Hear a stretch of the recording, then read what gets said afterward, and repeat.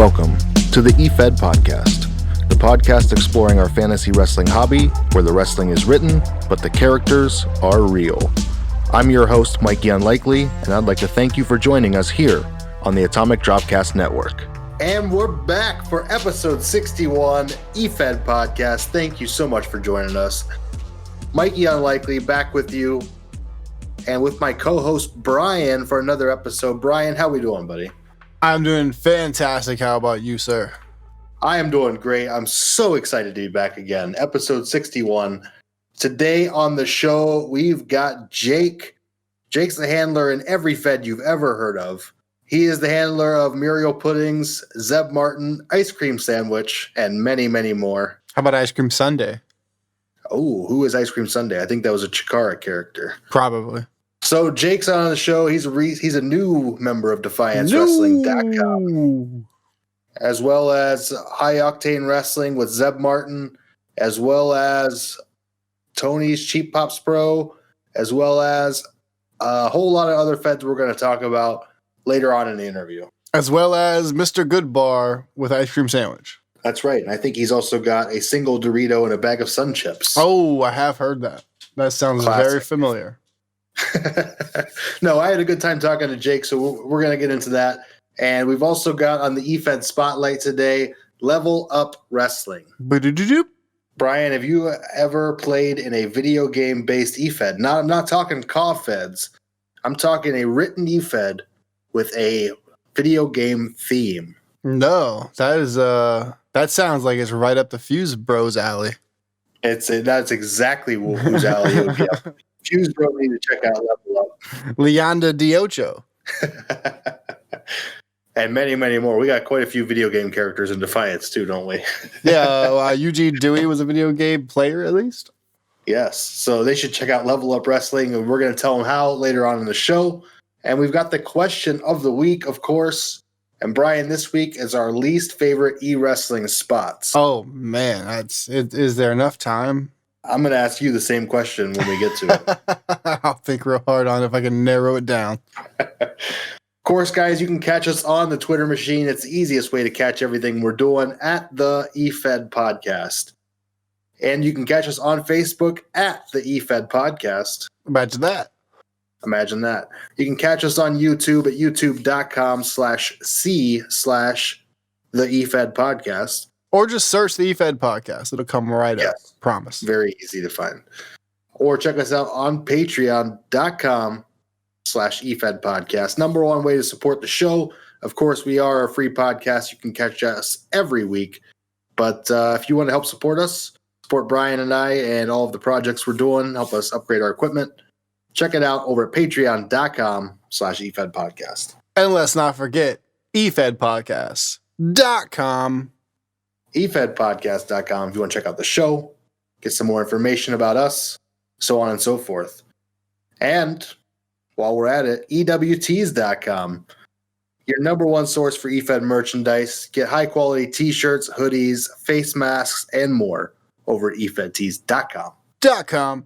We are the show masters. Oh, I mean, after Fuzz, we are the show masters. Hey, bow to the master. Break it down. Okay.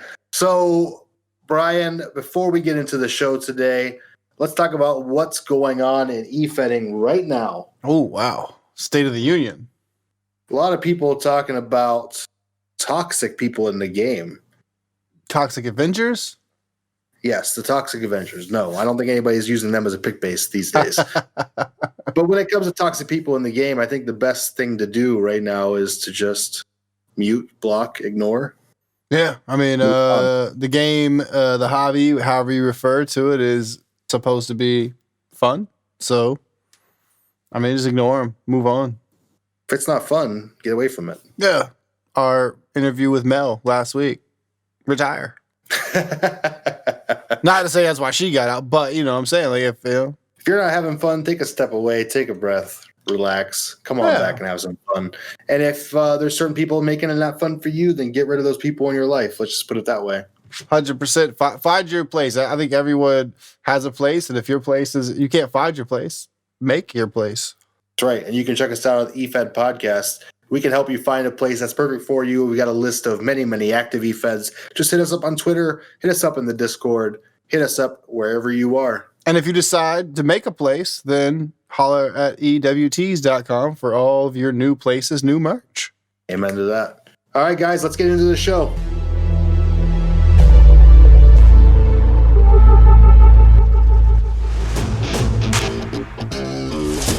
This is Lee Best, the GOD of HOWrestling.com, coming to you live from the High Octane Studios, where are one of the official sponsors of the Efed podcast. Join us every Saturday night at 7:30 on twitch.tv/HOWrestling, where we present live to you Refueled, the premier RP destination for all Efeds. The Efed podcast is a totally free podcast that drops each and every single week for your e-wrestling ears on a multitude of apps.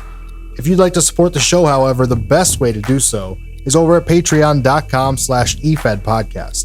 For as little as $3 a month, you can support both Brian and myself as we crank out more e-wrestling content with perks such as early releases and special Discord designations.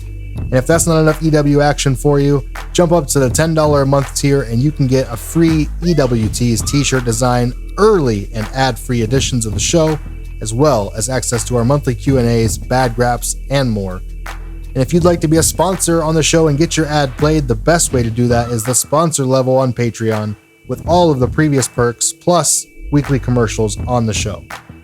Check it out over at patreon.com/Efed podcast. We greatly appreciate your consideration. Occupy Pro Wrestling, putting the smart back into smart mark since 2012, with a community on Discord and message boards, merchandise, a weekly vodcast on Twitch, and much more. Check out everything from us and our site partners at OccupyProWrestling.com. Efed Tees, the #1 source for Efed merchandise, offering custom merchandise made for your wrestler, tag team, stable, or Efed. Whether you want a high-quality t-shirt, face mask, hoodie, hat, it doesn't matter. We can help you out over at EfedTees.com. Do you have a custom logo for your wrestler? Awesome. We're going to slap it on a shirt and help you out real fast. If not, no problem at all. We have a custom design service too. You can work with a graphic artist to get the perfect design made for your character. Go on over to EWTs.com and click on Want a Shirt to get your shirt started. EfedTees.com. Defiance, an angle fed boasting 8 years of continuous fantasy wrestling. Defiance offers opportunities for original characters, micros, a standalone website utilizing Backstage 3 script, and a forum hosted on the long-running FWrestling.com, as well as a roster full of some of the most experienced writers in the game. Come see for yourself at DefianceWrestling.com. That's DefianceWrestling.com.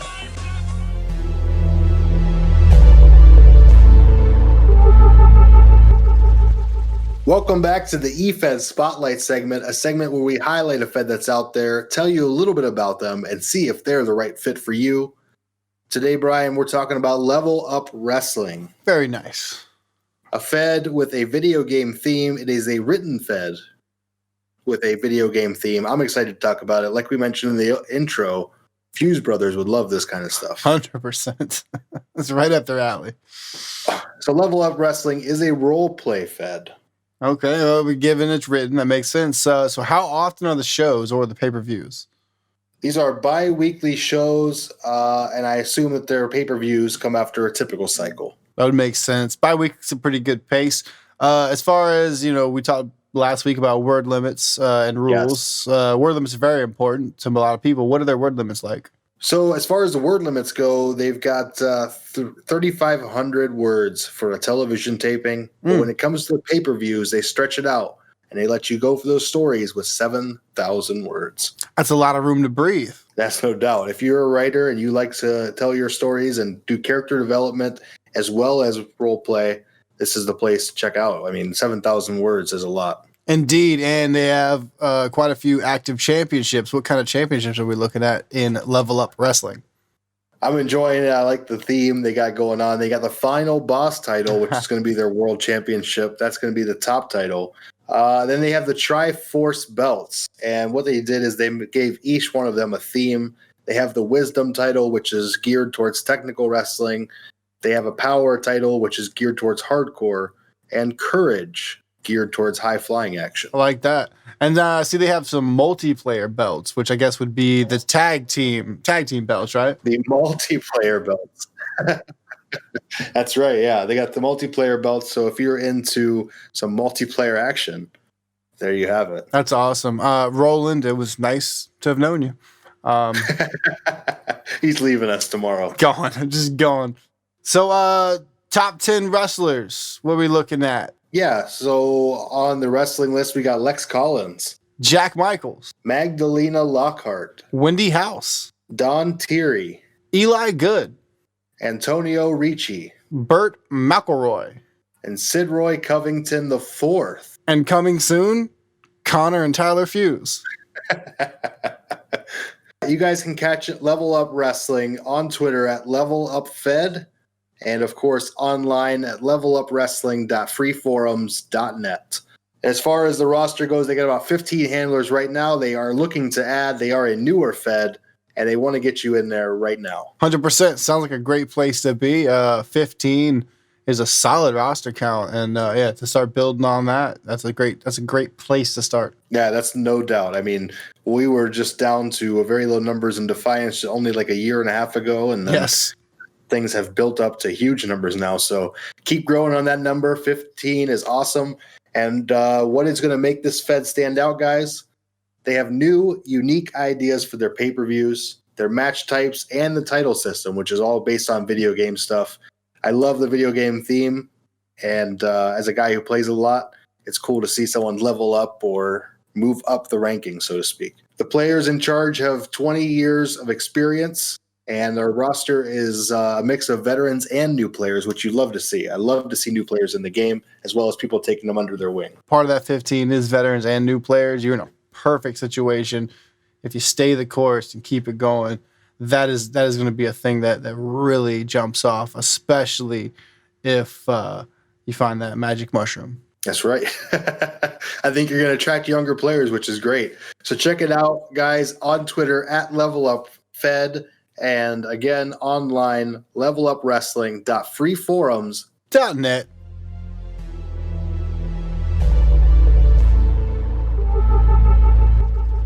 Welcome back for the Efed podcast. Question of the week. Love this segment. We put it up each and every week on the Twitter account at the Efed podcast. Brian, this week's question of the week, I hope you're ready for it. What is your least favorite wrestling spot in Efed? Boy. What drives you nuts in matches and on TV? Murder. That's a good one. You hate to see it. Hate to see it, Christy. I'm glad that's caught on, at least between you and I. But yes, you do hate to see it, Christy. Meanwhile, who else hates to see it? Over on the Twitter machine, we have at Mom's Best Boy, Finisher Spam Fest. I hate it in real life wrestling too. Yeah. Too many super kicks. Yes, too many super kicks. Every match isn't a classic. 100%. At Real Shadow Dar, headlock rest spots. Well, it's e-wrestling, so I guess in your fantasy you can get rid of rest spots. And have just finisher spam fests. At MRivers_Slayer, schoolboy roll-ups. Yeah, I mean, bit too many of those in the real deal, so I can see that here too. It's rare that it's going to be a finish, so it's almost to the point now where, hey, 1, 2, oh, I can't believe it. 100%. Speaking of things I can't believe, at SVO Las Vegas, the Montreal Screwjob spot. I haven't seen a whole lot of that one. I guess it's just when your authority figure calls the match. But, I'm sure there's a lot of screwy finishes going on out there. Yeah, I can see that. Maybe not specifically Montreal, but yeah, just screw jobs in general. Yeah, there's been e-fedding, in my opinion, is entirely too screwy. Yeah. Shout out to Mel. She's got the right idea. Over on the Discord side of things, number 2 in votes, but number 1 in your heart, it's Fuzz. Fuzz. The constant need for hardcore matches and deathmatch styles. I get it that we don't see that match often, and this is fantasy, but at the same point, there's nothing better than a well-written match with no weapons or ancillary BS. Very well put for a man named Fuzz. He's very fuzzy. No, I tend to agree with this. You know, deathmatch wrestling is what it is, but you're never going to have deathmatch wrestling in a major wrestling promotion. Yeah, I think it really boils down to, especially now we're seeing like these niche feds pop up, like a video game fed. Which are great. Yeah, I love it. I think, is it J/ROK Puro, I think is like a deathmatch fed, but I may be completely off base with that. So there it makes sense, much like, you know, FCW or I'm sorry, not FCW. What was the Japanese ECW equivalent that they FMW? FMW, like shit like that. Yeah, I mean, why not, right? That's right. Up next, Capacity. Capacity, our good friend Joe. Move, near fall. Move, near fall. Being a substitute for a story. Hard to argue with that logic. Yeah, I mean, but he kind of just described a match. I mean, if he described my match. Joe, are you calling me out? I think you're ready for a fight. I'm gonna have to do less. I'm gonna have to do less near falls and maybe like a 1 count. Here's the key. Don't do moves. Do maneuvers. Oh, what a maneuver. Tony with a soft Y. When match writers write a paragraph with person A dominating, and then the next paragraph is person B. There's no creativity or true back and forth when it's segregated like that. Well, as we know, you gotta keep them separated. Yeah. So I completely agree with Tone on that one. Hard to argue. If you're just writing, hey, I'll write myself dominating, you write yourself dominating, and then we'll slap it together. That's what we all call a big old circle jerk. Circle jerk. Speaking of circle jerks, up next, my man, 50 grand, Seth is Burns. Seth, flakes and no-shows. In all seriousness, what Joe said, moves and near falls instead of a good story in the ring. But yeah, we hate flakes and snowshoes. Snowshows. No-shows, too. Snowshoes, they're all bad, but no-shows, the worst. Alias with a soft D, but a hard G. A hard G. Blood. Not every match needs it. But if match writers write in isolation and don't receive enough direction, editing from the GM or the Fed head, then you wind up with every match resulting in a bloodbath. It loses its impact. I 100% agree. Totally agree. Brian, you're a Fed head. I'm sure you've experienced this where every match may feature the same spots, the same swear words, and it doesn't feel like it's any more impactful than the next one. Yeah, and even at times before I actually took over without enough oversight, even some matches honestly running the same angle, being done a little bit differently, but at the base of it, same angle. So it sours people, and definitely, gimmick matches, which in Defiance we don't do a whole lot of, but gimmick matches, blood, weapons, etc. When everyone tries to go hardcore, then everything just becomes passe. Yep. A chair doesn't mean a chair anymore. It's something you hit somebody with. Exactly. Or sit on, but yeah, that too. Up next, that mask guy. That mask guy moves like the Canadian Destroyer, the super kick, and even the DDT. Preach! Treated like common moves rather than the finishers that they are. I gotta agree with that 100%. Maybe not so much the Canadian Destroyer, but I have seen it be more prevalent. The super kick is so overused. Chris Adams is rolling over in his grave. And the DDT even. I mean, the DDT, I don't know. When I came into wrestling, it was pretty already common. But how about a super kick party, Brian? Up next, MDG, Mr. Warren. Warren, armbar. All right. Succinct, to the point. That's unlike Warren. Usually he's going to give you a long, proud answer. Shout out to Warren. Love you, Warren. Modern Day Gladiators. Go check it out on drivethroughrpg.com. Up next, again, back to the well, bud. At Capacity. Oh, Joe. Oh, another one. Building off the masked guy's finishers that only exist to be kicked out of to heighten the tension. If more people kick out of it than lose to it, it's not your finish. 100%. Love that answer. 100%. Up next, Ernest saves e-wrestling. Nothing. I love it all. You're out of here, bud. That's Jakey. Of course, he's on the interview on this show. Jakey, we're cutting your interview. Do you know what I mean, Vern? Up next, Ron Hall, McDon Hall, Highlander, 4-H. When Wrestler A wants to do a move to Wrestler B that would never happen in real life, for example, a 235-pound cruiserweight power bombs a 455-pounder, or a 455-pounder does a Hurricane Rana in a match. 5 high spots in a row, all leading to kickouts at 1. Sounds like a long way to say you don't like intergender wrestling, bud.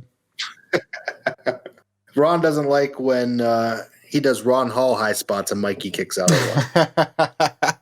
I think Ron Hall's finishing move is called the Panera Bread Iced Tea.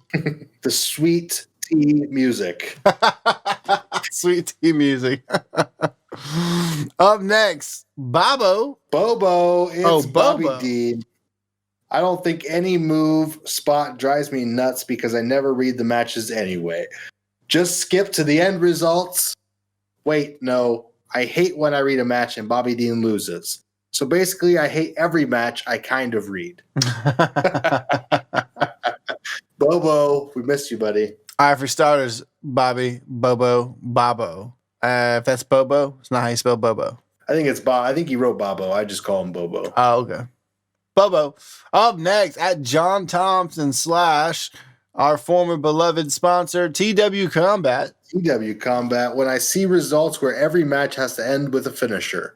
Whatever happened to a good old school boy roll up? Well, I believe, if I'm not mistaken, back on the Twitter machine, at @MRivers_Slayer hates schoolboy roll up. Yeah, he patently disagrees with you, John. That's awesome. I love when we get the 360-degree view. Contradicting opinions, yeah. Goes to show how widespread the opinions and views of the folks are. Speaking of widespread views and opinions, at Queen of the Ring, Lids. When people have the announcers introduce the match like the following contest is scheduled for one fall, and then the fans yell, "One fall!" Stop it, you marks. Great answer. I don't know if I've ever written that, but Mikey does. I hate that shit. He does. He really does. We talked about it before. Atomic Dropcast. Yeah. Personally, I love the 1, 2, 2. I was so derelict from wrestling at a time that I sat down to watch something with Mikey and saw that and had to have him pause it and be like, hold on, did they do this shit the whole time? He's like, yep, they do. Every match. One ball. Yes. Oh, so good. Man. All right, guys, that's going to wrap us up for the Efed podcast question of the week. Of course, you can check out the question of the week each and every week, pinned to the top of the profile on Twitter at the Efed podcast. Right now, a new question of the week is up that you haven't answered yet. Get on over there and answer it so we can include you on the next show.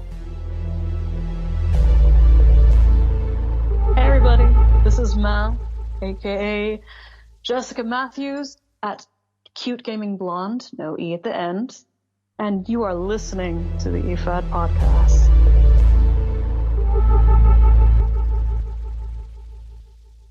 All right, guys, welcome back to another edition of the Efed podcast interview series. Today we're joined by Jake.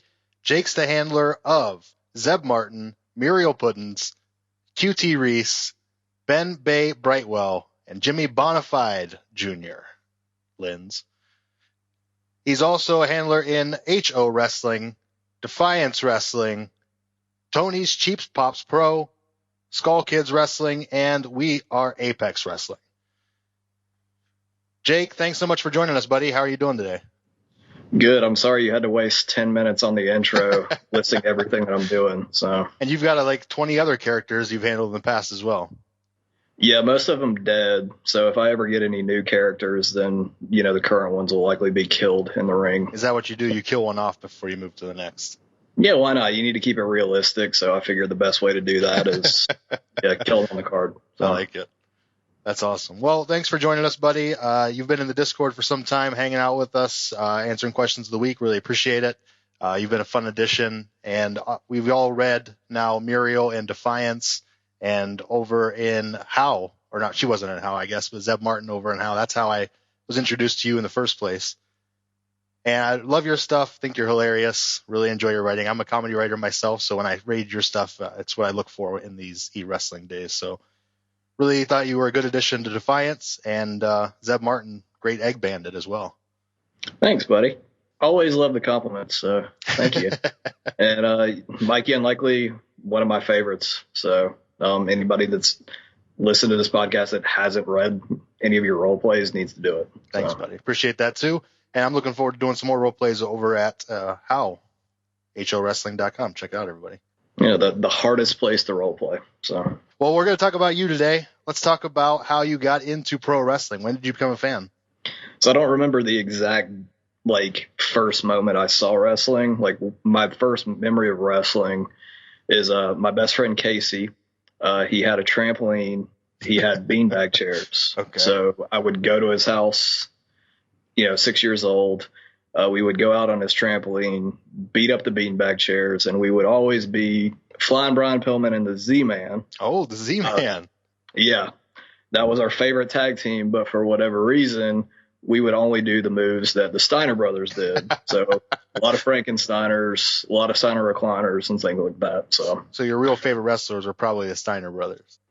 No, I love Big Papa Pump. I think he's probably the funniest or one of the funniest, pro wrestlers of all time. But, I think the Frankensteiner just kind of resonated with a 6-year-old, basically doing a backflip with somebody's head between your legs is just cool looking. So yeah, it was ahead of its time. That's awesome. So you got into it with backyard wrestling, basically. Yeah, essentially, we originated and pioneered trampoline wrestling in the worst form possible, doing, moves on beanbag chairs. And I think we also probably pioneered extreme lucha libre because we would cut flips off the trampoline onto the beanbag chairs.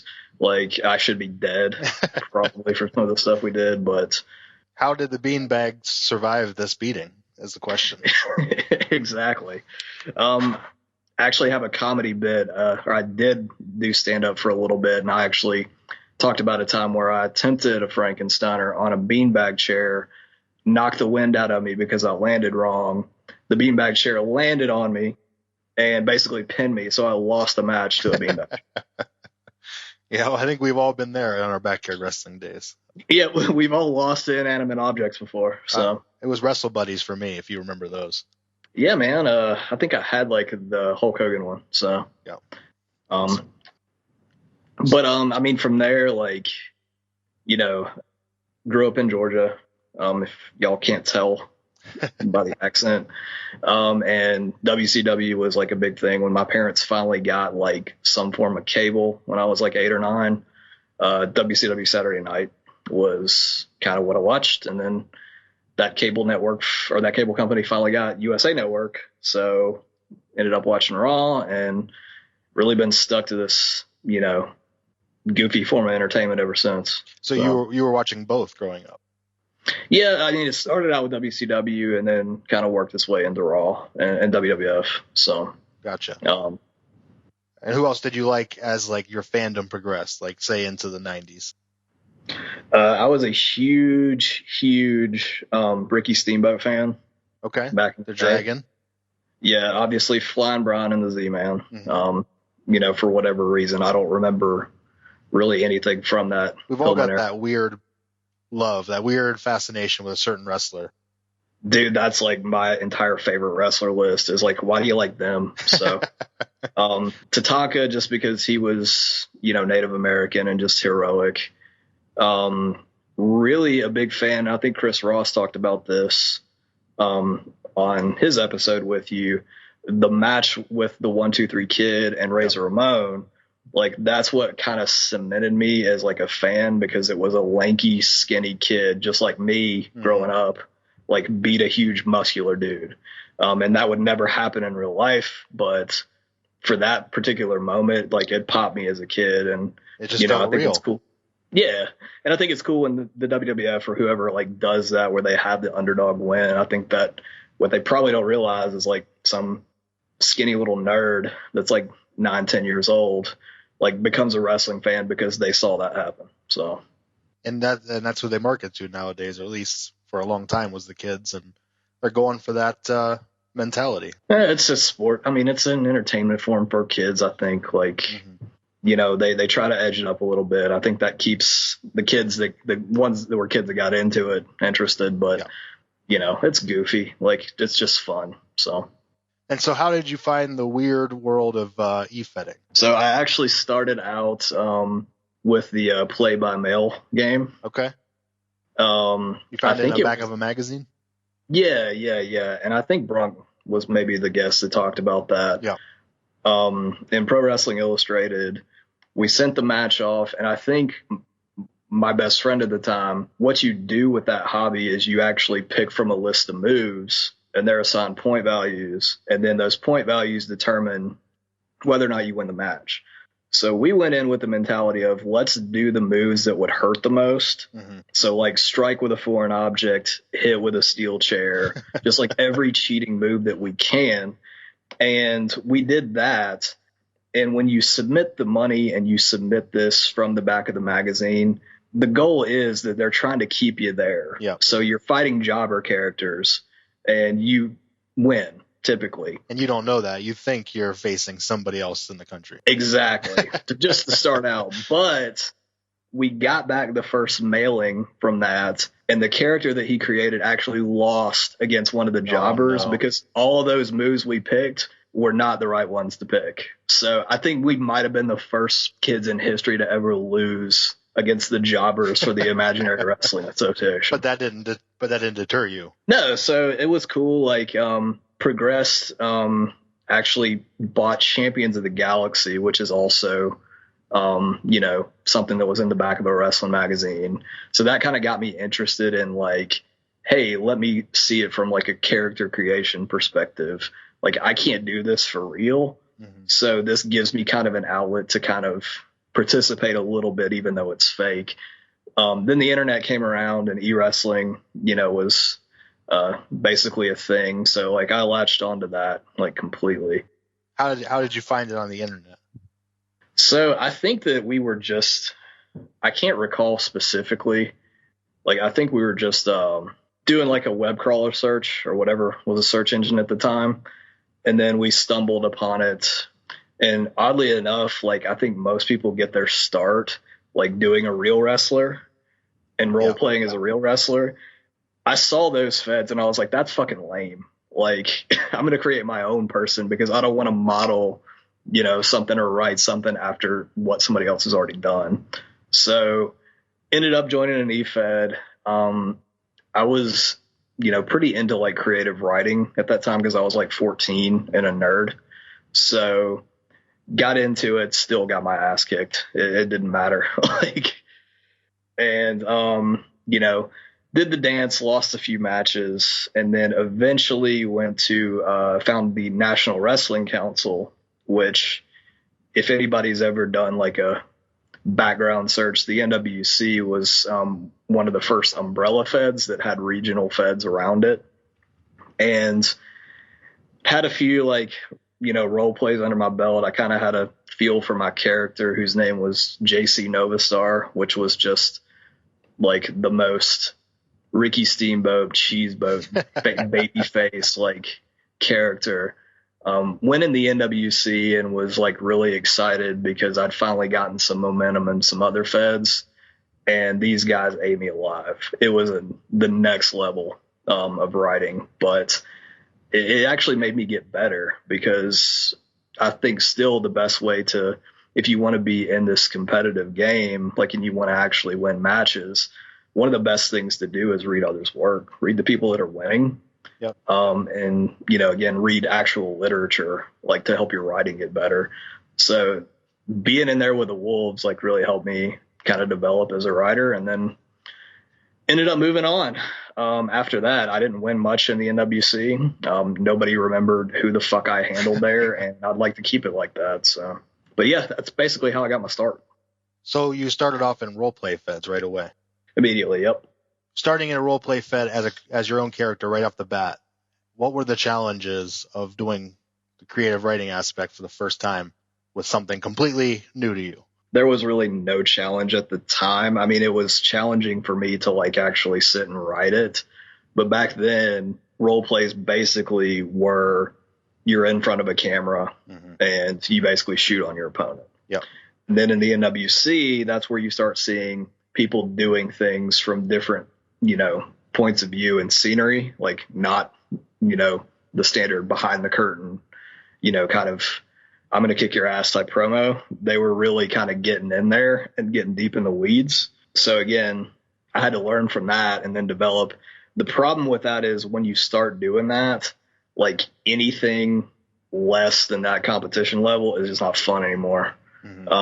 So it was, I mean, again, you have to kind of adapt, but like I'd seen enough wrestling to kind of figure out, how wrestlers talk. And what kind of schedule was this back then? What kind of schedule are you writing on? I mean, I think everybody like that I've listened to on this podcast was like, yeah, I was putting out 7 role plays a day. Yeah. And that was never like that for me, or at least I can recall. I mean, it was pretty much, a once a week deal. They, had shows every week. So, looking back, like that's fucking, strenuous to do. Like I couldn't do one a week. I'm getting better at churning out stuff, but even still, like that was pretty daunting. And it was still, 1,000-word plus stuff. So it wasn't like, 2-paragraph blurbs. So you were introduced to the character development side, the more backstage side at that in the NWC. Where do you go from there, and what kind of character do you go with from there? So I was a huge baby face, just no real personality other than let's go fans. Yeah. In the NWC, I think what kind of shaped me a little bit is there was a character there by the name of Louis Houndstein, and his entire role play and his gimmick, he lived in his parents' basement.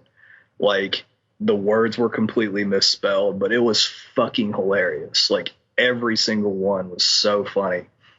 And I looked at that and I was like, this is the kind of shit that I want to write. Yeah. Like this is what like pops me and like I'm really entertained by. So when the NWC shut its doors, I probably took a break for college or whatever.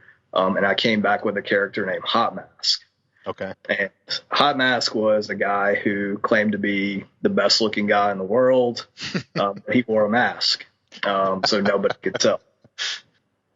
And just the typical, he was an incarnation of another guy that I had used named Taj Afterburn. But I put some more development in him by the way of I told a lot more dick jokes. He had his own polka theme music that was just talking. It was very lewd and it was just fun. There was nothing difficult to write with this guy, and joined the Fed called the UWF, which was one of the first PTC Feds, I think. Okay. That's a Fed where a teddy bear's arm won the hardcore championship. They had a drawing of a guy as the commissioner of the Fed. Like it was just outlandish. You were going to fit right in.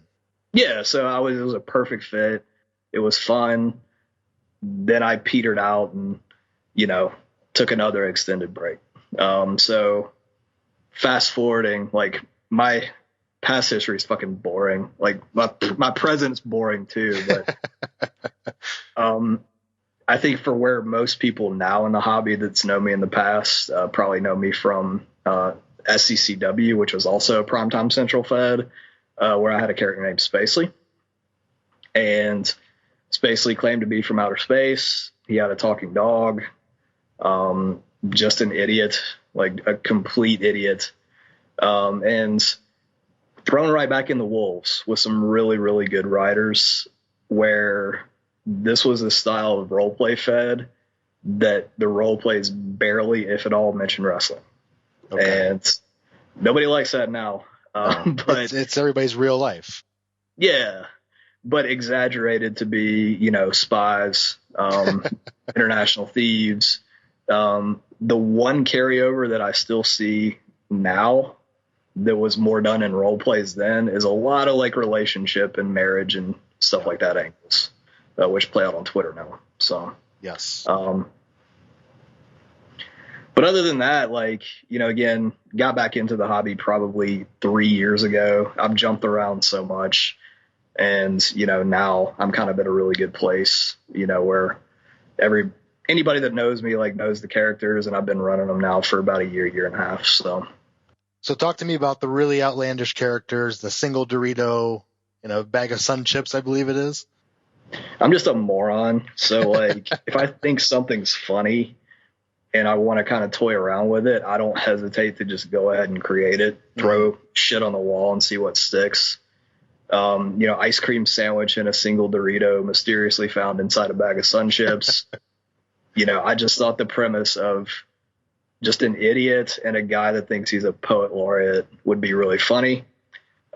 Just have him as annoying heels. I had a character named, when I first came back here, the most recent run, I had a character named El Hijo del Señor Ass. And, people really liked him. No real like connections with Billy Gunn. He was just a moron. So that's kind of the MO. Like, all my characters are morons, and Zeb Martin's just a likable moron. So he's very easily likable. So newest member, or I believe I haven't been all the way caught up, but one of the newest members of the Egg Bandits. So not anymore. Not anymore. Yep. So I just after my return, I haven't been caught up yet, but you came in, you were a member of the Egg Bandits. Talk about what it was like working with the boys. So, I guess I'll start by giving complete like props to HOW. Lee Best, probably one of the best fed heads I've ever been under. And I'm not just saying that because I want to push. You do want to push, though. Yeah, I mean, it is what it is. I don't really care that much about winning. I'm too old to care. But Lee I came in with Zeb. I had every intention of just making him like a serious character because I haven't done one of those before. I put a lot of myself into that character. So that's kind of what's really reflective. And I do a lot of development and just, non-wrestling stuff because I just enjoy writing that style and kind of making it my own. And I think eventually it was Lee that says, hey, you should probably work a program with these guys. And it was the Egg Bandits, who are completely comedy based. Yep. And so I'm always open to anything. Like, I don't try to, stick to one direction and just be stubborn about anything. So threw it in there and it was fucking great. Like, we clicked completely. I could throw him in comedy stuff while still kind of keeping him the straight man. Mm-hmm. And we flowed really well. Anytime, I think that's probably my favorite part of this hobby is like anytime you can collaborate and like do stuff with other handlers and just bounce ideas off each other. And if it works well, that's awesome. If it doesn't, you're still usually pretty cool with, the people you worked with. Yeah. And at that point, you just move on to the next fun, weird idea. Yeah, exactly. So, Teddy Palmer and Zeb are about to do a program, and I'm stoked about that. Like, it's going to be, pretty cool. So again, just getting to like collaborate with people and, another and a role play fed at that. Yeah. I mean, I've never really cared about the distinction between angle and role play. I think you can fit both in. The big thing is like, if you're in a role play fed because you want to be competitive and you want to win, then yeah, you're probably not focused on angles or storytelling. Mm-hmm. I don't give a fuck if I win or lose a match. Like, if somebody says, man, I really enjoyed that, like that's better than winning. Yeah. Yeah. I mean, it's just just being fucking needy and needing somebody to basically, yeah, please validate this. Thank you. So tell me how much better I am than this guy. Yeah. Or not even that, but just to say, I'm glad that you liked it. Thank you. Yeah. Like, please tell me again if you like it. So, but yeah, the Bandits run was really fun. Like, I still talk to everybody in that chat, and we'll probably end up crossing paths again just because they're fun to work with. But there's a lot of other people in HOW I want to work with too. So, don't want to really like limit myself. Sure. Yeah. It's a fun Fed. It's got a stacked roster, so it'll be fun watching Zeb continue to grow there. Any thoughts of taking Zeb elsewhere? I know he's on the Twitter machine handling it for Muriel recently. He'll make an appearance on one of the Twitter angle feds from time to time, which I really like those projects. Like, there's not a lot of collaboration and like co-op work with them, but the folks that like run those and just take the time to like actually do the cards and write everything, like, that's so thankless because you're not getting to really read anything other than tweets in return. Yep. So it's fun to be able to participate in those events and like basically tell them, hey, whatever you want to do, if it's a good fodder, like, you don't have to push this character. I don't care. If it's good fodder for you, use them. So give a shout out to those feds. What feds are you working with? Skull Kids Pro. That's at SKW Fed on Twitter. Lisa Selden Wrestling. Apex. We are Apex Pro. We are Apex Res. That Twitter's changed 400 fucking times. So love you, Michael. But let's see. There's some other ones that just kind of do one-shot offshoots, and I just throw them in there because, again, Zeb's a serious one, but everyone else is just fun, and they can do whatever they need to do with them. So, but I have put him in Union Battleground for an event, which is an awesome RP Fed. If anybody's ever looking, they're pretty relaxed on the schedule. And that was one where, you know, some of the people that I've been in role play Feds with, you know, a couple of years ago, I just wanted to kind of, you know, write with them. Hang out with them, so, yeah. Yeah. That's awesome. So people can find you almost anywhere. Angle Feds, RP Feds, every kind of Fed. Are you in anything? Have you ever tried the video game Feds, the dice Feds, anything else off the wall besides the mail-in stuff? The dice Fed was the Champions of the Galaxy, but like that was when I was a kid. Yeah. And I don't really, I mean, I play like video games every now and then. Like, my wife bought me Sonic Racing for my birthday, and that's fun, but like, I'm not really like that much. I think a lot of people in this hobby are like really into video games. I'm just not. So no doubt. Well, good deal. What do you prefer, RP or Angle overall, if you had to pick one? I like them both. I mean, I know that's a fucking like cop-out answer. Yeah. Yeah. Angle Feds are fun because, you know, you kind of get to plan everything, and it's more segment based, which I enjoy doing those. Roleplay Feds, I treat them basically like my own little storytelling platform where I can write whatever I want.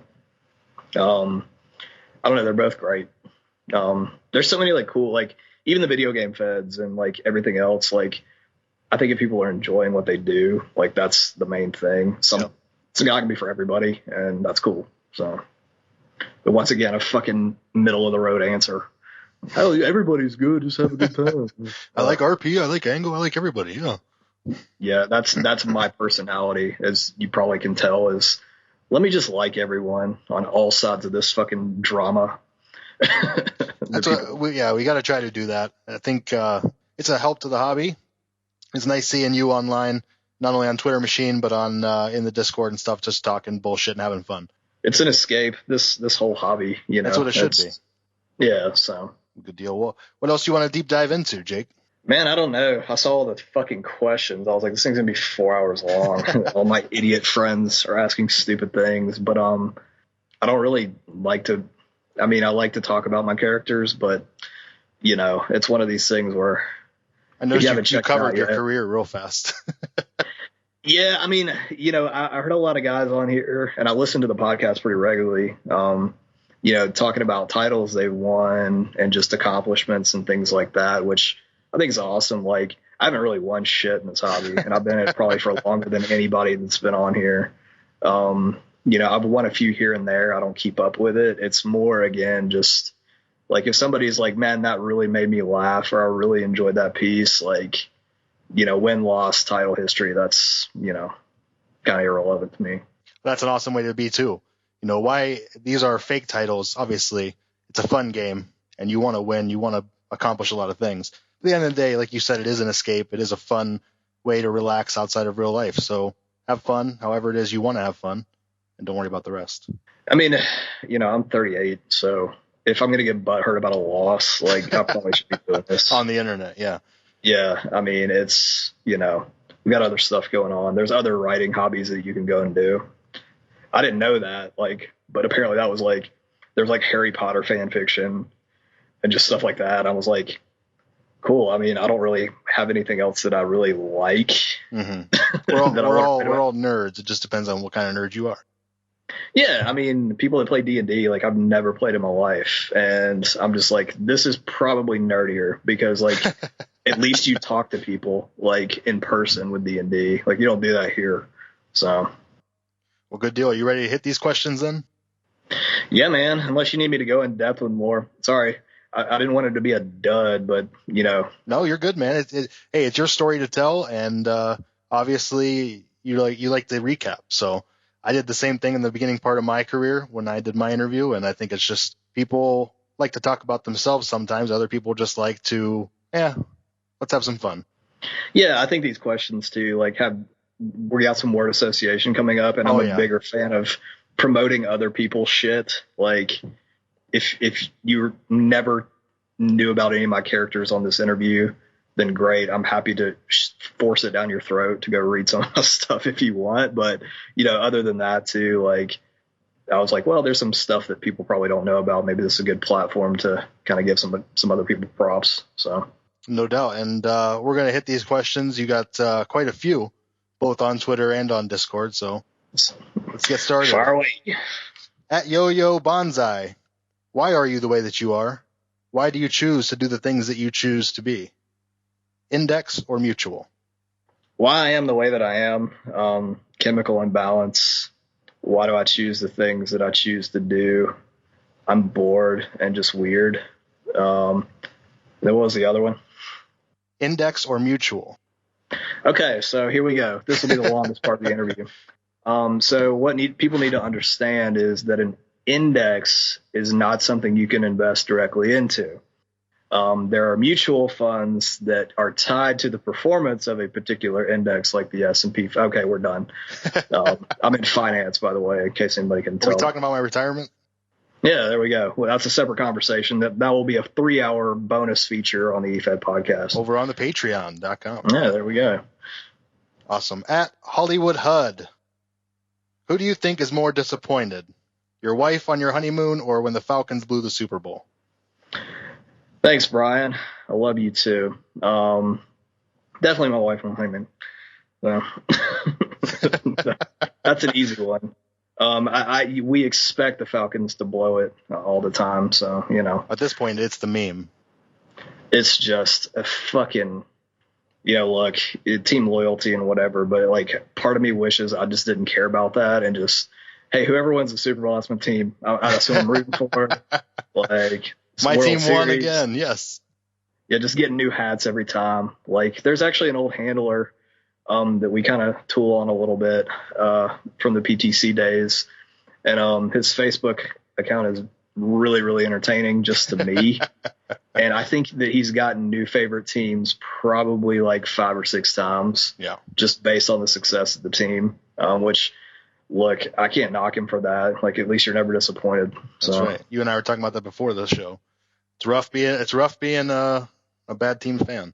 Well, it gives us integrity to sit on our couch and root for other people doing hard work and get disappointed. At Hollywood HUD again, what is it about Efeding that made you go bald? And you can't say all of my failed feds and late results.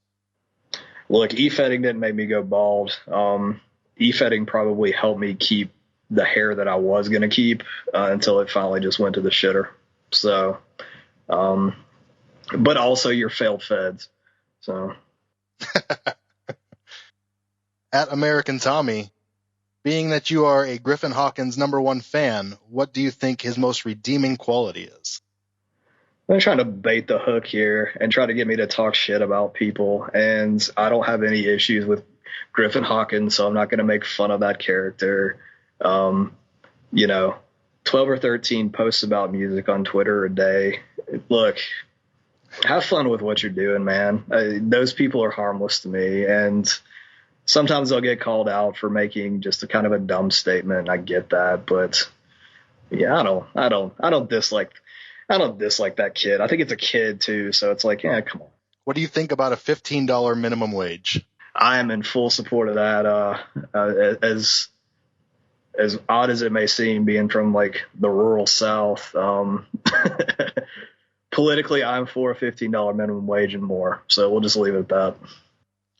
Do you think you could blow a 28-3 lead? Next question. I can see we're going to get quite a few Falcons questions. Mm-hmm. Why were you the most toxic thing about 4CW? Probably because when I wrote in 4CW, so I handled Hubert Smalls back then, and that's another character that people they all wish that I would bring back. He was also Southern. So by the way, like every fucking trope gets recycled for me on new characters. I'm probably going to have a character named like Wayman Cornbread, like if Zeb Martin ever dies. So I wrote for a character named Hubert Smalls. He was really well liked. He is actually kind of a ripoff of Clyde Fox, and a character named Lightning in NWC, where they had basically a childlike mind. Gotcha. And Hubert was a Southern version of that. So he was really well liked. He was fun to role play with, but I kind of ran out of steam with him. And I brought another character. I brought QT Reese in there as well, who's just a fucking asshole. Like, that's just his MO.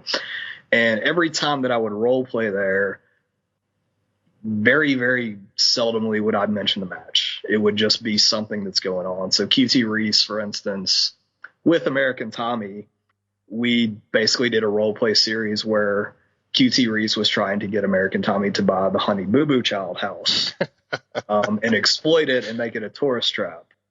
No mention of the match whatsoever.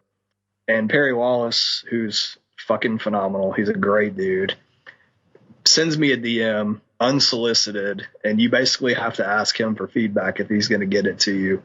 He basically says, would you please just mention the match in the role plays so that I can have you win? And I was like, I don't want to. So that was probably why I was toxic, because I just refused to go by the rubric. Yeah. I was just having fun. Can I get an invite to your funeral? Absolutely. Come one, come all. So. Can I have the @ to your wife's Instagram? Absolutely not. That's the last thing I need. Which I love American Tommy. We call him Sin because he ran a character, I believe, named Sinister Minister. Great dude. He sent me some stuff from Chicago. I sent him some stuff from here. Obviously, the stuff he sent me from Chicago is way better than what I can provide from Georgia. So. Chicago's a Efed hotspot. It really is, man. Crazy. Need to get on that Efed con, man. I'm working on it. As soon as this stupid virus recedes just a little bit. Yeah, let's just take our chances. I'm gonna mess up this name here. Harry, Niall, Liam, Lewis, or Zane? Oh, okay. That is One Direction, I think. That's who he's listing. Harry Styles, absolutely. That's a no-brainer. Who killed John Benet Ramsey? Let's see. I don't think it was the parents. No.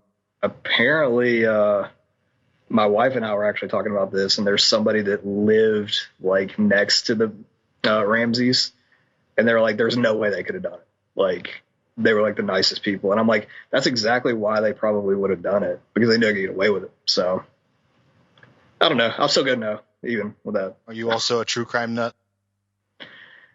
Or is there a story behind this one? We watch a lot of it. No, Tommy's just being a moron. We watch a lot of it, but like, I'm more into, like, you and I have talked about this, like, cults. Like, that's the shit, especially Heaven's Gate. Like, anything that's like, they go to extremes like castration or just like impoverishment. Like they believed suicide. They believed that a spaceship was behind Halley's Comet, and that's the best kind of cult. It's like anybody can like kind of do a Christian offshoot and get you engaged in it because, you know, you're just kind of taking a little bit of what people know to the extreme. Like to get people to believe that like there are aliens in outer space and that's God. That's fucking incredible. Incredible. Like, must have been a hell of a promo. Exactly. Which gang do you rep? Vice Lords. With no context with that answer. All right. At Zach Fantana, Joe Exotic described himself as too innocent and too gay to receive a pardon from 45. What were the politics behind the Muriel Puddins stuff? Well, apparently the governor of Idaho is not a big fan of Muriel. Despite her constant endorsement of the state. Even bringing money in for her events. Exactly. Well, until she set a Rooms to Go on fire in the state. That was her first charge. Unfortunately, Muriel does not have the same widespread appeal as Joe Exotic. But apparently that didn't matter too much once 45's presidency was done. So no, he's still hanging out behind bars. Good for him. I mean, you know, I'm sure he's having the time of his life. So. How did Jake Charles lose the seed money for Idaho wrestling? Muriel Puddins setting a Rooms to Go on fire. There you go. There was no insurance. Nope. Could you tell us a little more about your process as a storyteller? Actually, a good question. I think there's a Zach Fantana question coming up, so we'll save, sucking his dick for that. But storytelling process, so I usually have something kind of mapped out in my head. Like with Zeb, I have like a long-term goal that I'm getting to for him.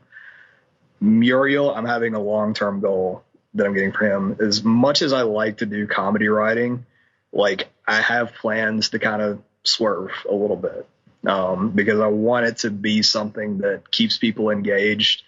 If I were telling the same just raunchy jokes or just being a moron, Bembe Brightwell's the same way. I have a long-term plan.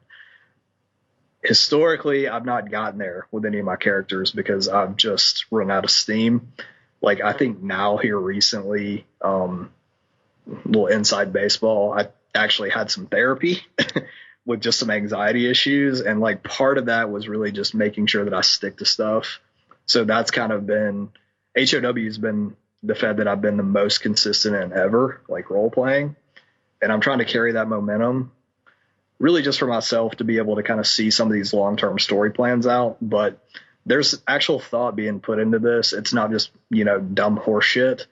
A lot of the dumb horse shit just gets thrown in there when I'm thinking about it randomly because it's funny. So. Well, that's really cool that you can use high octane wrestling to kind of fill that medium. Yeah. I mean, it's, writing's fun for me. It's a hobby. I get to do it for my job, but it's all, gobbledygook and just, pandering and shit. There's no creative aspect to it whatsoever. Like, this is fun for me. Like, I really enjoy it. And, again, I enjoy kind of crafting something and hopefully this time seeing it to the finish. So at Live from the Moon, a first-time caller, long-time listener, why do you have a good boy phone and a naughty boy phone? Got a good boy phone and a nutty boy phone. So I do have a good boy phone and a naughty boy phone. My good boy phone is my personal number, and my naughty boy phone is my work number because I fucking hate that phone. It's the bane of my existence. If anybody doesn't get that reference, listen to Opie and Anthony. But back when they were good, when little Jimmy Norton was providing the laughs. Not doing that so much on this current XM show. Yeah, he's a good comedian though. Good comedian. I think we've had this discussion with Hollywood HUD, Live from the Moon, that's Bill. We're all old O&A fans, and I think we've had that same roundtable where Jim Norton is the best when he is off the cuff, ranting about, he has a rant about trees, how much he hates trees, how much he hates the ocean, just ridiculous shit, and that's where he's the funniest. At For Real AQ, 3 questions, make sure you ask all of them. or I'm not the proper podcaster. 1, as a kid from the 70s, who were your favorite wrestlers? Quag, you're a fucking dick. I love you though. So as a kid from the 80s, my favorite wrestlers, Ricky Steamboat. I'll Rushmore it for you. Ricky Steamboat, 1, 2, 3 Kid, but not Sean Waltman, X-Pac, Six. Just 1, 2, 3 Kid. Just the 1, 2, 3 Kid. Terribly skinny monument. Yeah, exactly. Santino Marella was a big one for me. Just hilarious. And Chuck Taylor. Chucky T. Yeah. I guess I could have probably harped on this a little bit on the, background of wrestling. When the NWO was popular, I was not into it. I was kind of getting prepared to become a snob in wrestling, I guess, because everybody was in the NWO, and I was like, this is just a bunch of try-hard shit. Mm-hmm. And I was 15 at the time, and try-hard wasn't even a word, but just didn't dig it. Like, the only one that really got popular that I got behind was Stone Cold. But I was really always with Nitro. Like, I didn't give a fuck about the NWO. Like, I watched that for the cruiserweights. Like, that's what interested me. And then WWF, like, I like the mid-card guys. Like, Shawn Michaels is great. Bret Hart was great. But, like, Tatanka was my favorite wrestler. Yeah. Back then. Like, it was... I think that kind of was a precursor to, like, my Efed career, was liking mid-carders, because that's what I fucking handle now. So the guy was undefeated for 2 years. I understand. Until Ludwig Borga. So. Yeah. So, number 2, when reading other writers, what sort of content are you looking for that tickles your interests? If anybody's putting out something that's not just, 1,500, 2,000 words of just trash talk, there are a lot of people that are really good at it. I enjoy that to an extent, but it's very hard to not be repetitive and the same old stuff. Mike Best does it really well. He keeps things interesting. When Max, aka Sutler Kale, gets into that, It's really good. I like stuff that has a cool setting, that maybe has a little bit of character development that's not very match specific to it. Like, that shit pops me. And then just funny stuff. Like, if you can do comedy well, like, I'm going to love you to death. I'm going to promote you and mark out for you. But again, the big pop for me is if you can write a really good scene and then incorporate the role play into that scene and make it relevant, like, that's my favorite kind of writing. That's what I like in literature too. So, 3rd, what number of the Dark Order are you?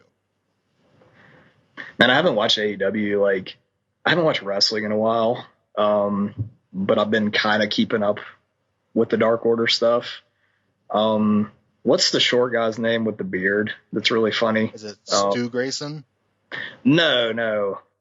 I don't watch AEW at all. I have no idea. Fair enough. I really like Brody Lee, but I like his stuff in Chikara. Like, I really enjoyed Chikara, and those indies that were just kind of silly and dumb. But I don't know. 69. There we go. That's the answer. That's an easy answer. Yeah. Yeah. At PLZ Do Drugs. Hi, yes. Big Jake Stan here. My question is, if you had to sell something and the accessory of said thing, what would it be? Why would I want to sell anything? Good job there, Dakota. Nice question. I don't fucking know. You got everything you need. Yeah. If I had to sell anything, let's see. I don't know. We got some lawn chairs outside that probably are unnecessary. Do they have any accessories? Yeah, the cushions to them. So there you go. All right. Question answered. At It's Really Liza, do you see yourself involved with Efeds 5 years from now? Unfortunately, yes. This is not a hobby that I've been able to, like, completely disconnect from. There's a lot of people that have been able to, and that Lindsay and I have tried to get back in, to absolutely no success. But again, this is my outlet. Like, this is what I really enjoy. like, even if I'm not so much like in tune with like the wrestling aspect of it anymore, I don't know what it is. Like, I think it's just, you know, child growing up and still kind of being into it as an adult. Like, I don't know. This is just what I've known. It's my comfort zone. So I'll probably be around for a while. In your 40s. Yeah, like I said, unfortunately. So At American Tommy, he's back. yay, another one. Which zombie is the worst of them all?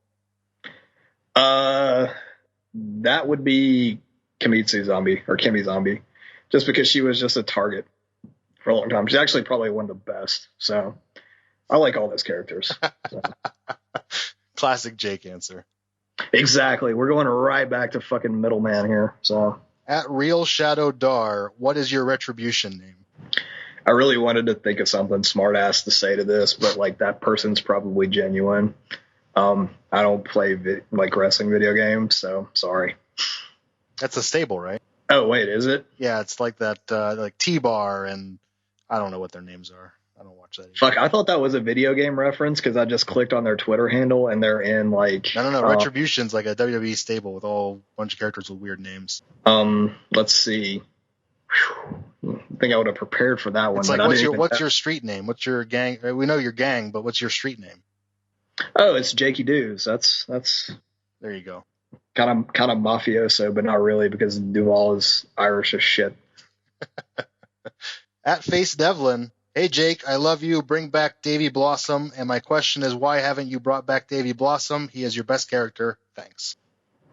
Davy Blossom was a character that pretended to be a very rich, you know, snobby type character, which that's been done 400 fucking times.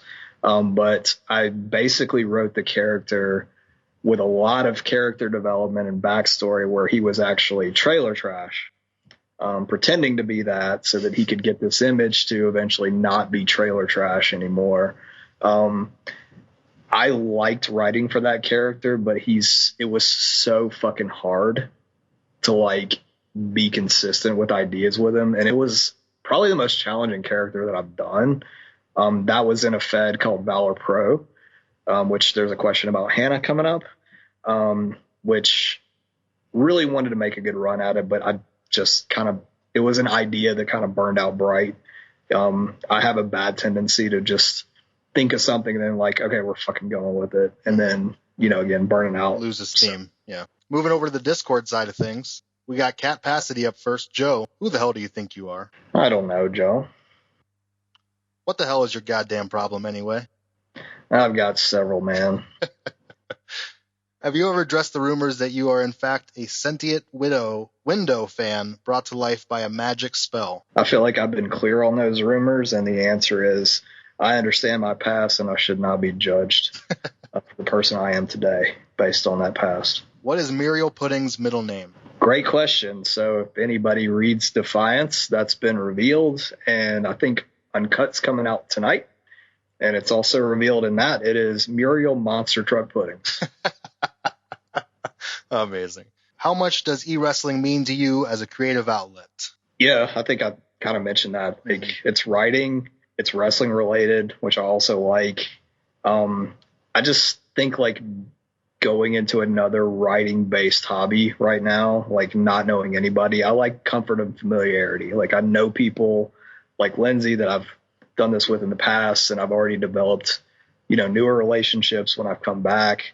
Like, I guess I have somewhat of an audience now, so that makes me feel comfortable.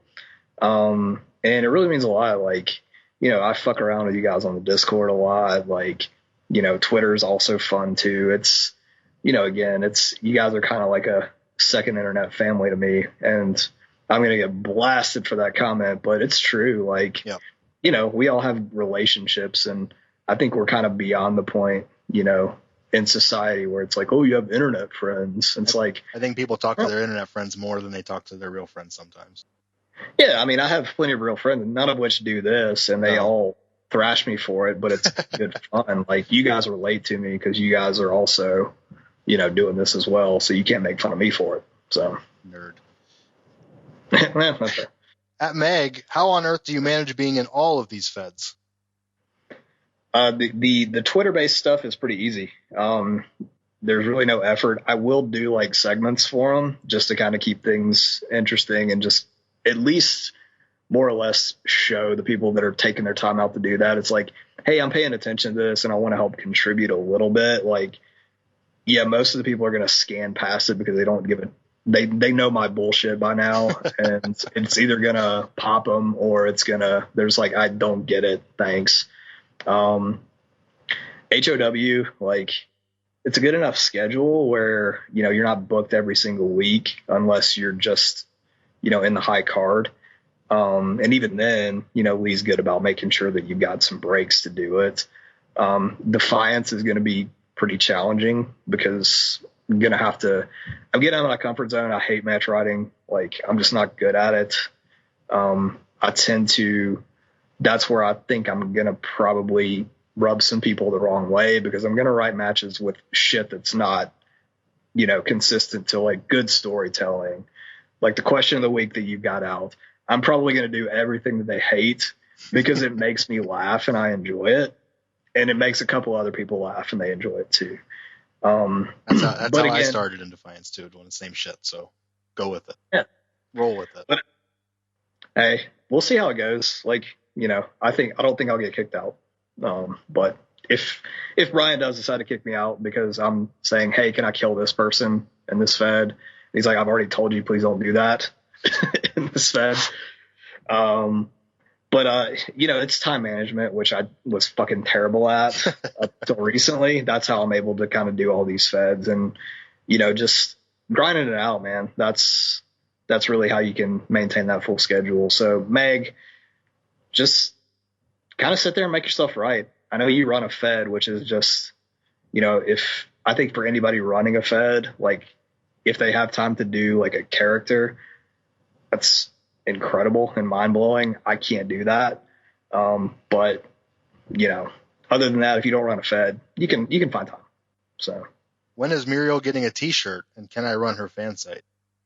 I've already proposed the t-shirt idea for Muriel. I may actually try to see if that can get done. So if anybody's seen those t-shirts that are, I was never messed with somebody that was born in March that has a certified forklift or forklift certification and is married to a man who's a firefighter. If you mess with me, they'll never find your body. Yes, he bought me this t-shirt. That's the kind of shirt I want for Muriel. Just something like that. Something super specific. Oh yeah, extremely specific t-shirts because those shirts are one of the funniest things in the world because people wear them unironically, and anything that's like done unironically that's funny, whether it's somebody that just is not a very good writer, I will love your shit because it makes me laugh for the wrong reason because it feels like I'm making fun of you. But look, I'm never going to tell you that I think it's bad. I'm just going to enjoy it and probably laugh about it with Lindsay or you. Like the emo god. Yeah, exactly. That's the emo god. I miss him. He actually tweeted me back yesterday after a tweet I sent him 3 weeks ago. So nice. I'll have to hit him up. Yeah, he's doing good. What's the biggest fish you've caught? The question Meg's been waiting to ask you. 2.5 pounds. Never been deep sea fishing, actually. Always in a lake and not very good at it. I have friends that are pretty good at fishing. I just went as a casual, like my dad still just stands on the dock. That's what I like doing. Just casting and drinking, smoking, you know. Having a good time. That's right. But 2.5. So that was a long ass time ago. So at Big Ross, man. Hi, I'm such a huge fan. Love your work. It's splendid. Out of all of your characters, which is your favorite and why? First, Ross, you're a sweetheart. You're a good boy. Zeb's my favorite right now. Just because, again, I'm putting a lot of like my, I guess, personal self. Like, you know, I'll just be a goofy idiot on Twitter. Like, Zeb's probably the closest thing to me. You're telling me it's not Muriel? Muriel is just fun to write with. Zeb's my favorite just because I have a lot of heart in him. Muriel. I just meant the most like you. I mean, no. So, I haven't been to prison twice. I don't want to fuck everything I see.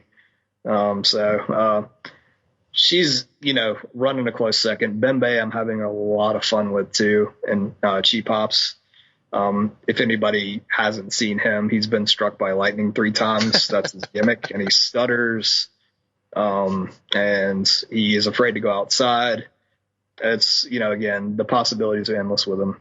But I'd say Zeb. Why does Muriel Puddins fear Jack Hunter? Trying to create some heat here. Because Jack Hunter is a bruising machine.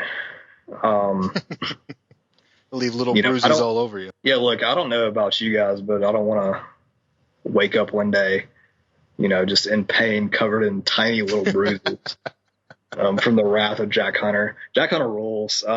Jack Hunter, kind of reminiscent of that Lewis Houndstein guy that I talked about. Like, again, anything that you could just take that the original handler probably never thought about ever again, and then make it into a parody. Like, I'm a fan. Jimmy Bonafide Jr. That's what's happening now with him. So, Cow DDT for the win. Yeah. I like your style of comedy writing. How are you able to make it so outlandish yet creatively effective in terms of developing great storyline? I actually thought about this question a lot. So, I think anybody that grew up as a kid watching The Simpsons gets like absurd, gets like, throwing in a little bit of a gag there that like gets a big laugh. And it's not like paramount to like the whole story you're trying to tell there, but like that's the memorable line that they have. The Simpsons like pioneered it, fucking championed it. I think it's still like older episodes are like some of the best at it. That too, and I watch a lot of Tim and Eric is probably Tim Heidecker, Eric Wareheim are like 2 of my favorite people.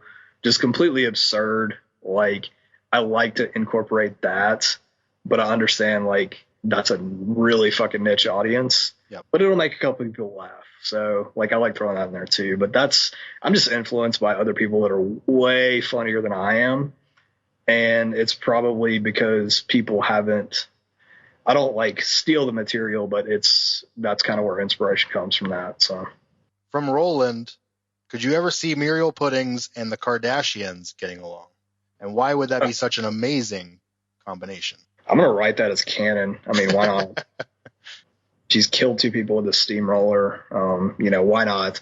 Now, that would rule because it would just be, I think the equivalent would be, that would become like first 2 seasons Jersey Shore, where it's just ratchet as shit. Like, her influencing them to just be just like, you've got money, who gives a fuck? Let's just do this. So yeah, that would be a great mix. Instead of keeping up with the Kardashians, you can be putting up with the Puddings. That's fucking brilliant. I love it. Stealing that now. Goals for Muriel Puddins in Defiance, and who would you like her to face there? I make people laugh. I've accomplished the goal. I don't expect her to challenge Mikey Unlikely for the fist anytime soon, or any time ever. Really just kind of wanted to throw it out there to do like angle stuff, and like she's been a manager like this entire time. So like now I kind of want to just goof around with her as a wrestler. As far as like opponents or just storyline working, I think it is a match made in heaven with a comment section, like at some point down the road. Teresa Ames, I think that would be a really good feud. I think ASMR with Muriel Puddins would be great. Yeah, I mean, those are 2 people that are destined to hate each other, because you've got somebody that's arrogant and you've got somebody that is disgusting and doesn't care. And like, I think that's a good dynamic. I really want to do something with Jessel too. I really like that character. Scro has been like one of my favorites to read like thus far. Maybe a Dex Joy love affair with Muriel. That would be a good one too. So it would be a good one.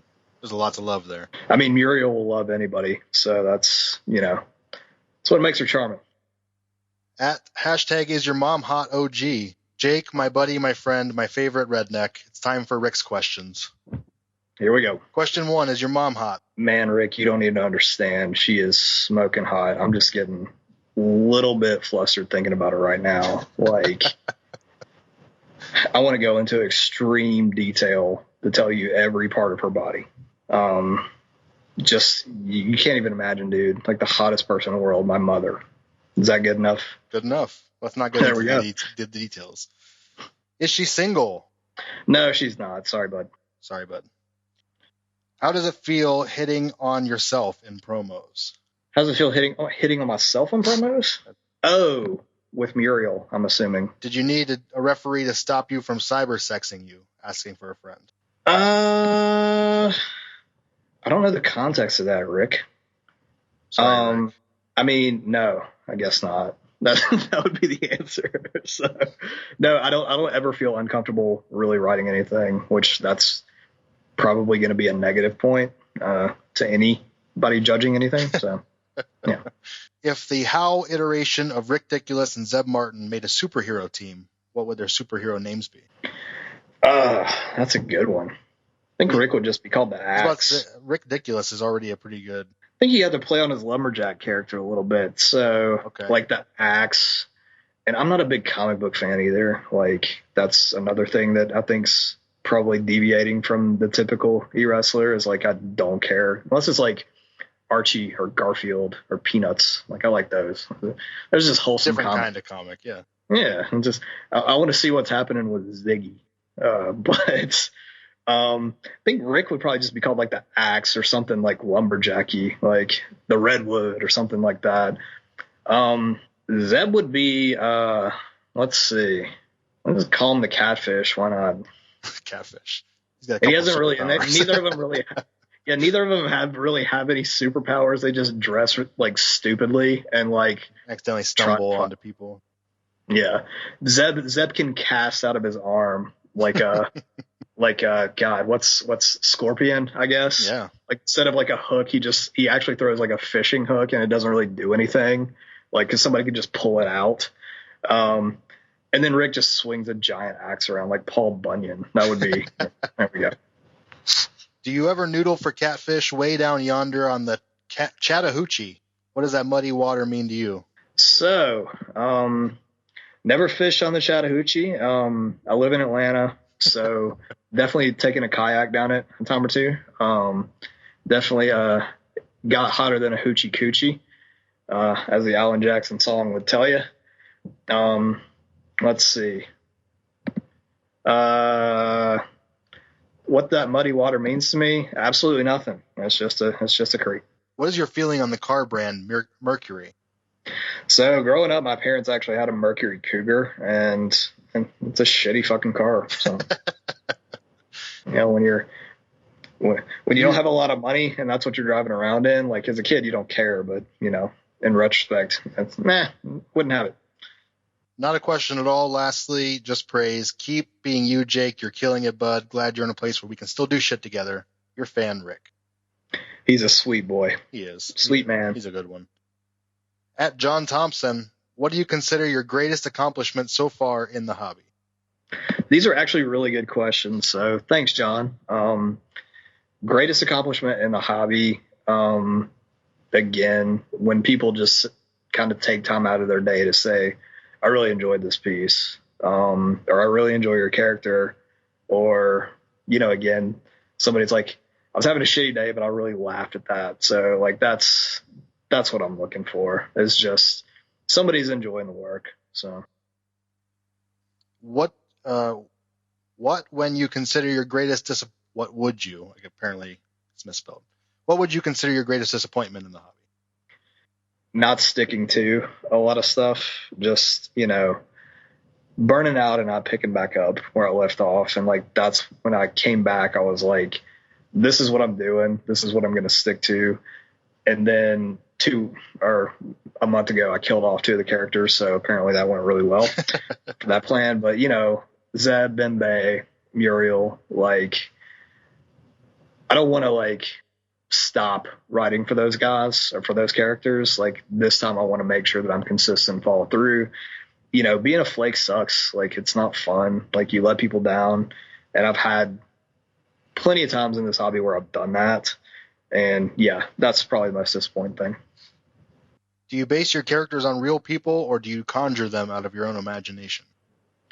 They're definitely based off of reality. Again, Zeb's pretty much like me in real life.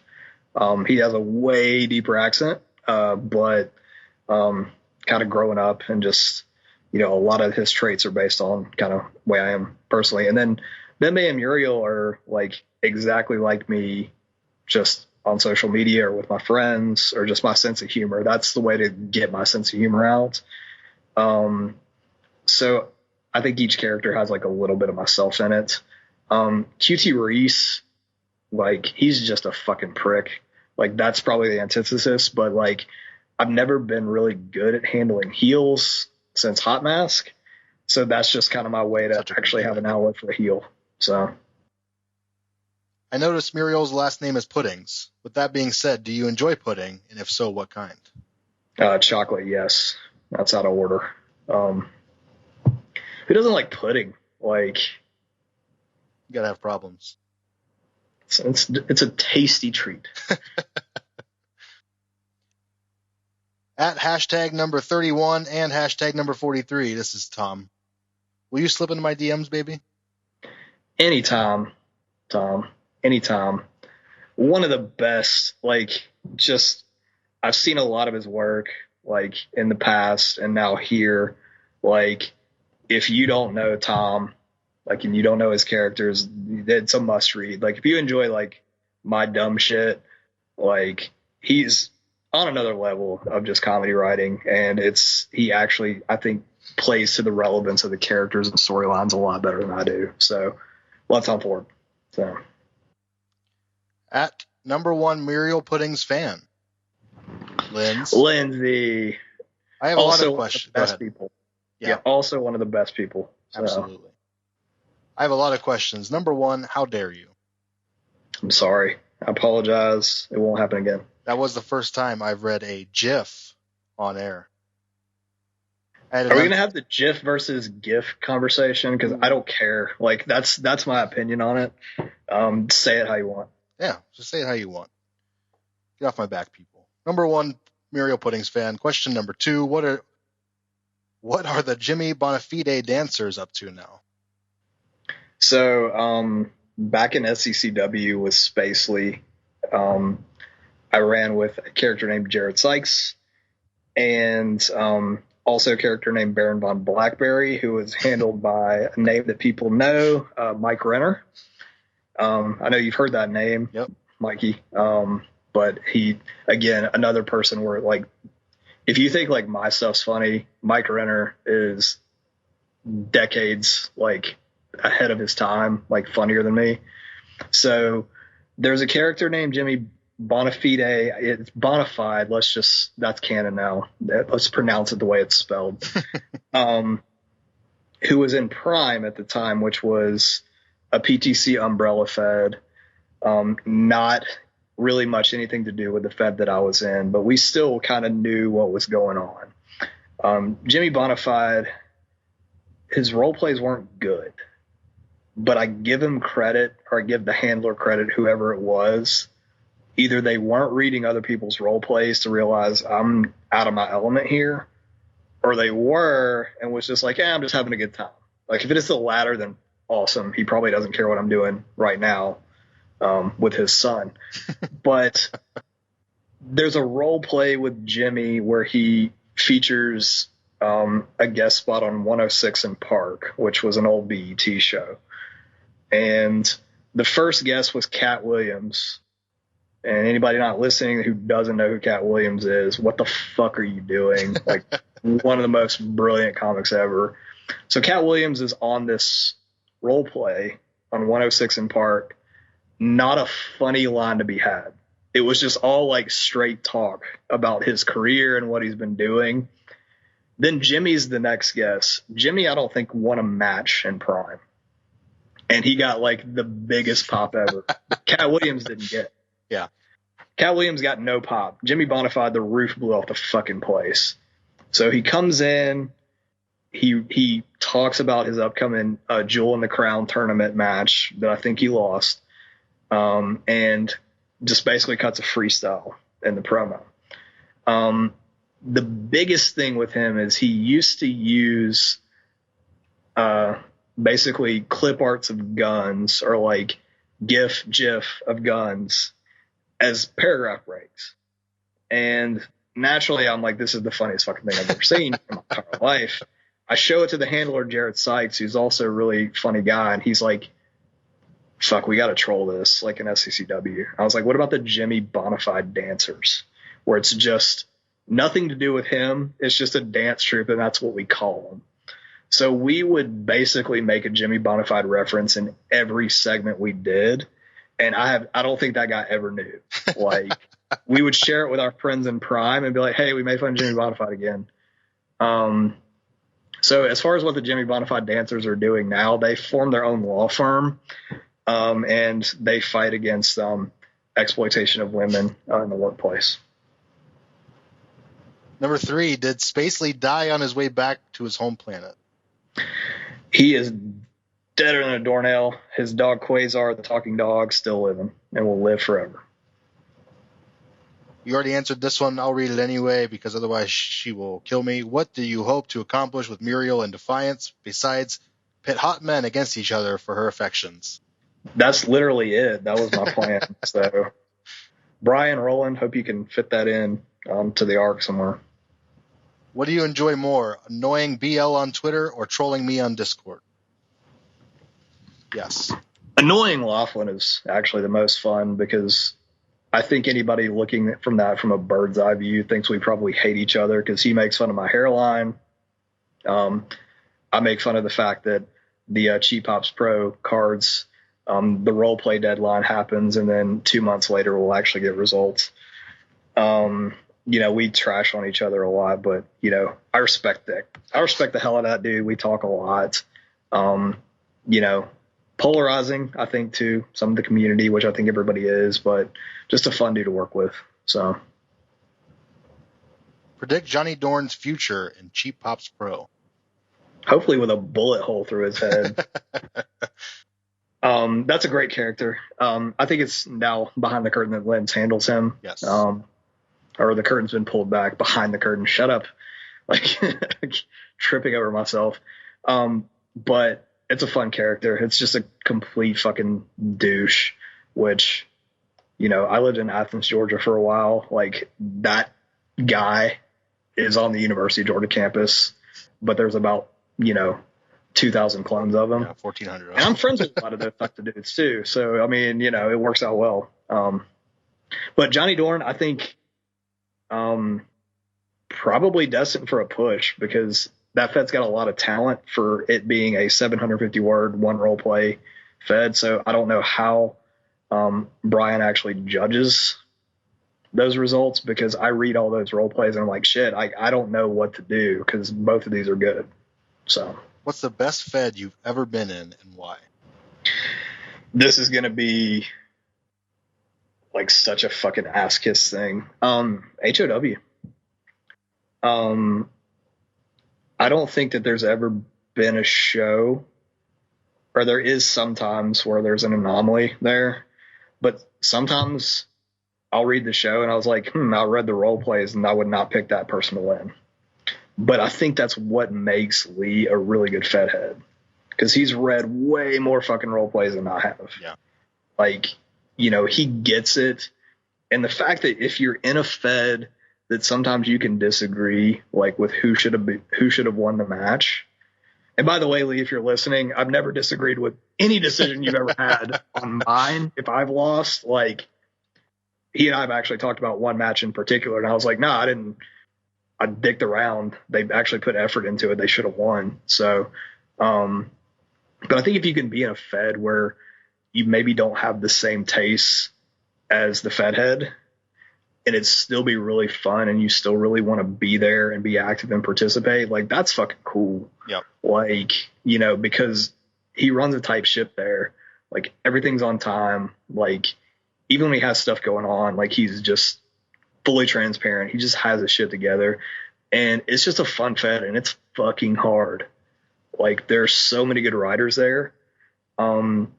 SCCW, my old Fed, was also really competitive, and I didn't win a lot in it. and I had a lot of good camaraderie with like a lot of the handlers. But like now we have Discord and stuff like that where everybody's kind of getting familiar with each other. So HOW I think takes the edge because now I've got to talk to a lot of the handlers and like form relationships, and the ones that are there and they're going to stick around. Like it's always a good time. So you're facing friends almost every week. Yeah, exactly. What's the most annoying thing about Efedding and why? I don't like it when people are marks for themselves and their characters. Like people talk about Twitter lesbians and like these different like tropes that everybody hates. I don't really care. Like that's all fine to me. If like that's what you want to do, there's a big part of that that's like you're trying to basically assimilate to a culture that you can't understand. I get that, and that part sucks. What annoys me the most are people that are complete marks for themselves, like, and they complain about results when they lose. And most of the time, those people don't read other people's role plays. No, like, they just think what they wrote is great. Yeah, and again, just that like lack of self-awareness. Like if you have legitimate mental problems, that's why you think like that. I sympathize completely, but also this probably isn't a hobby for you. So that's my biggest pet peeve is just people that are marks for themselves. Like it's enough. Like and usually those characters are fucking boring too. So who do you wish would come back to the game and why? Mike Renner. There's a lot of people that would agree with that. Matt Krushek, who is the handler of Jared Sykes in SCCW. Aaron Dillon, who handled in PTC. He did Terrence Kingsley, which is a name people will probably be familiar with. I'm name dropping like old ass names. One guy who's passed, unfortunately, a guy named Sean, like he was fantastic. He handled Seymour Almsay and a couple other people that I worked with. Like, wish we still had him around. I mean, just a great dude and a great writer.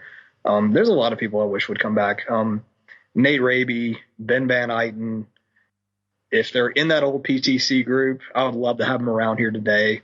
I think most of them are just either too busy with their lives or are really turned off by the Twitter aspect or pick bases and stuff like that. They're just like, I don't fucking get that. So, all right, you ready for word association? It's not going to be a one-word answer type of thing. No, give us their first thoughts.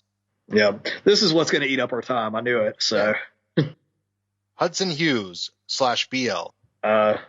Funny as fuck. Again, passionate about this hobby. Sometimes rubs people the wrong way.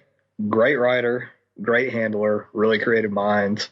Good dude to shoot the shit with too. So Santana Johnson, one of the funniest characters out right now. So you guys don't follow Santana on Twitter. Everything's in caps.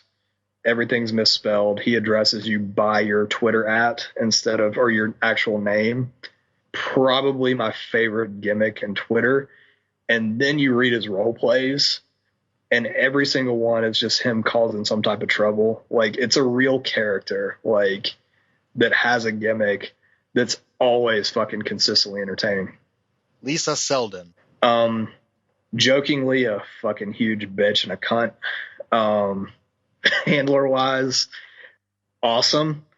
It's a great character that has gotten a lot of respect, like, not only in like role play based feds like Yamashi Pro, but on the Angle world too, because again, it's a character that they put a lot of work into, and is easily recognizable, and funny as hell, like sharp, and like those are the exchanges you'll see between me and Lisa, that are usually kind of some of the most funny stuff because she'll get it ahead on me. So Anna Hayden.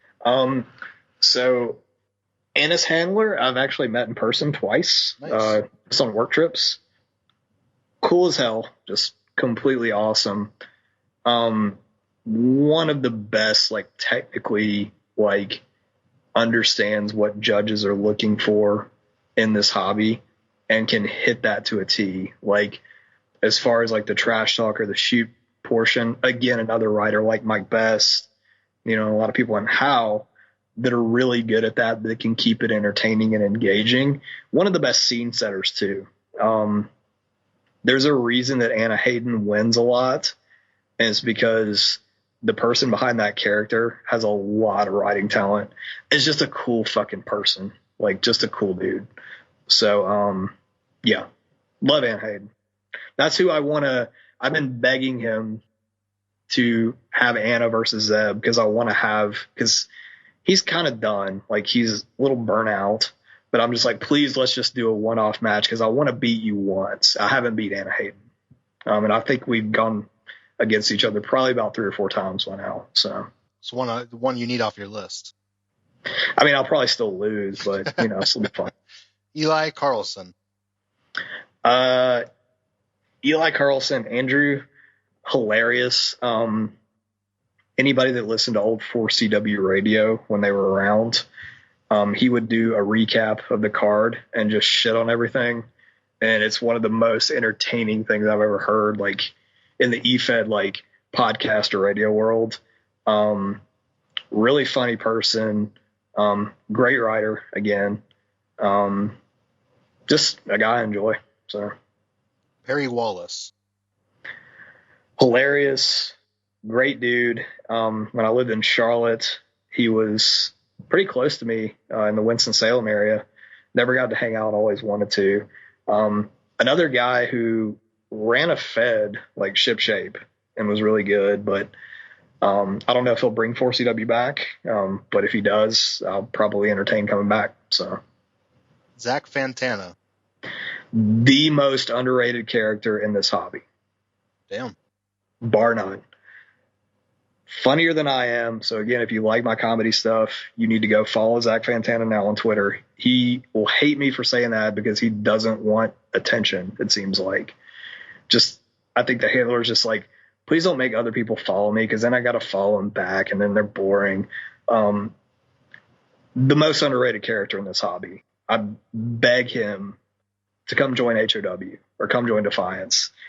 He's getting what he wants out of this hobby right now, which is just doing as little as possible. But when he actually decides to write and put effort into it, like Defiance would love this character. He would be over immediately. He's just hilarious. So American Tommy.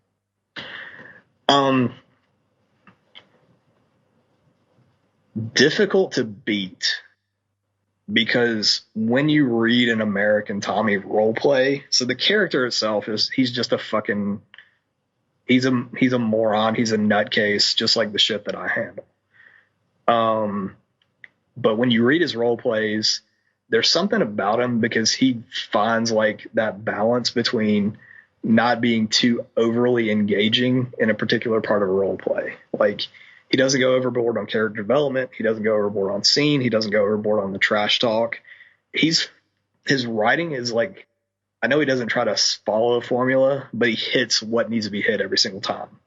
And just funny. Like, I think everybody loves like an immature, like prick type character, and he does it the best. So also a really nice dude as a handler. So AQ. I love him to death. He will provoke anything. And I think it's just, I'm just going to have fun with this and see how they react. And I think the way that people react to what he does, I think that kind of says, okay, well, this person's cool to him. Good writer. I've been talking with him and just kind of, reading over some of his stuff. I've provided, a little bit of feedback here and there, which, by the way, if anybody ever wants feedback on role plays or stuff like that, I mean, if you're trying to win a match, I'm not your guy. But if like you want something that, I can say, hey, you should probably elaborate on this a little bit more. Flow is really important, so you need to make sure you're doing this, that, and the other. Quack's a good dude. He has a character in Cheap Pops Pro named Baba Garamunde. It's one of the funniest characters like in the hobby. So check him out. Jeannie. I love T, man. She's cool as fuck. The Jeannie Carlson character is great. She handles Leela as well. Always been cool. She's like always been super nice with me and cool with me. She's not scared to share her opinions when somebody has made a dumb comment, and I love that shit. So love Jeannie, love T, the handler. Great. Brennan Devlin. Sean is my favorite thing to follow on Twitter, because when he latches onto something, it's like basically Jack Hunter. It's a million different bruises, because that's how he just attacks people. And it's always really funny. But what I think people miss when they see this Twitter presence, they're like, well, this guy's a fucking asshole. Read his work. Like, read his role plays. They're really good. He's good on graphics too, which he's got a character in Cheap Pops where you can't read the fucking role plays on the phone, which is annoying because it's a black background. But the actual Devlin character, when he was role playing with him, like, really, really good. He's a great storyteller. He's good at comedy. And I think if people kind of just gave him a shot, like reading his work, they'd be like, all right, I can't help but like this guy. He's awesome. So Brian Williams. I love Bill. O&A fan, great dude. The Brian Williams character is awesome. One of those characters that really, like, in the writing, there's nothing like gimmicky about the Brian Williams character, but he's still able to be interesting and tell like a cohesive, consistent story. And sometimes you need that. Like, you know, sometimes you don't, if you can write a character that doesn't have any, like, you know, weird thing that makes them stand out and still make it interesting, that's a lot harder than what I do when I have just some nuance that makes the character fucking engaging. It kind of writes itself. So, yeah, the Brian Williams character, you know, again, kind of just like a normal guy, but like can write well enough to make it intriguing and engaging. So Eve. Fucking hilarious. Probably top 3 writers in this hobby. Another person that reads a lot, I think, and you can really tell somebody's writing if they're an active reader and like have read a lot, because that carries over and how they, you know, write, set up scenes and flow. With her, Miles Lucky, the character in Union Battleground, one of the most interesting characters like ever. Writes very like cinematically too, like, but without like the script format. Like when you're reading a piece that Eve's written, it feels like you're kind of watching a movie, and like that's high praise. Yeah, she's fantastic.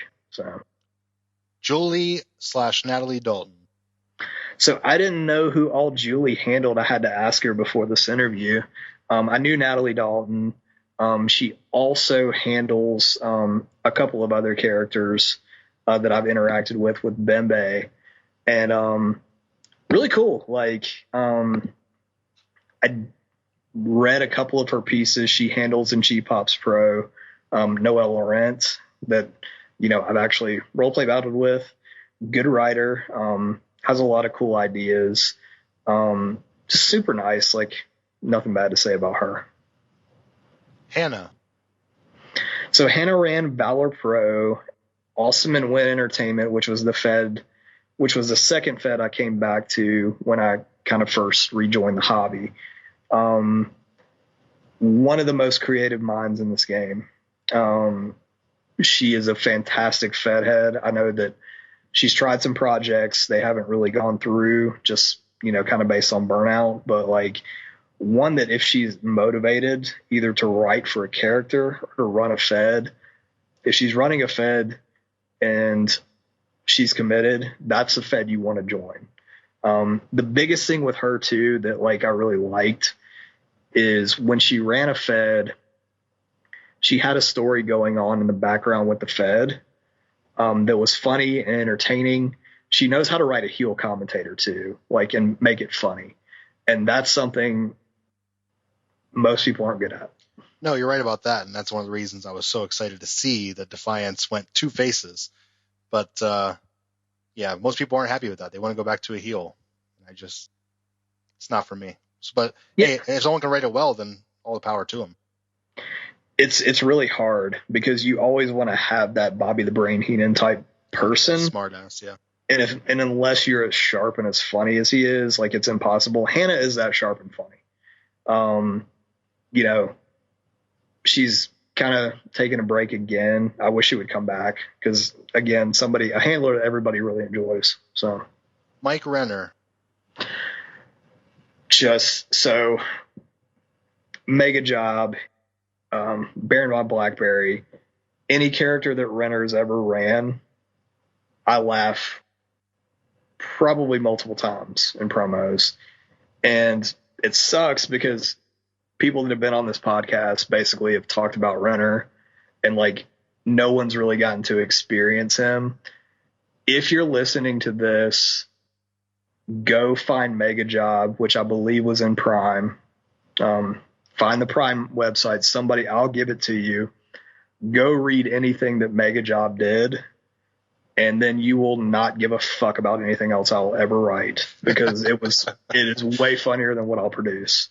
If Mike Renner came back to this hobby and was like, Jake, I'll come back if you stay here forever, I would be in the hobby forever. He's just that enjoyable. Joe O'Toole. So Joe was in SCCW. That was the Fed where, again, people wrote about kind of what was going on in their real lives. There was no real mention of wrestling. His character was Desade. He also handled it in NWC, like my first big Fed, as a Peerless Hunter Sabuani. And Desade was one of those characters that was basically like an international spy and a pro wrestler. And that sounds fucking awful.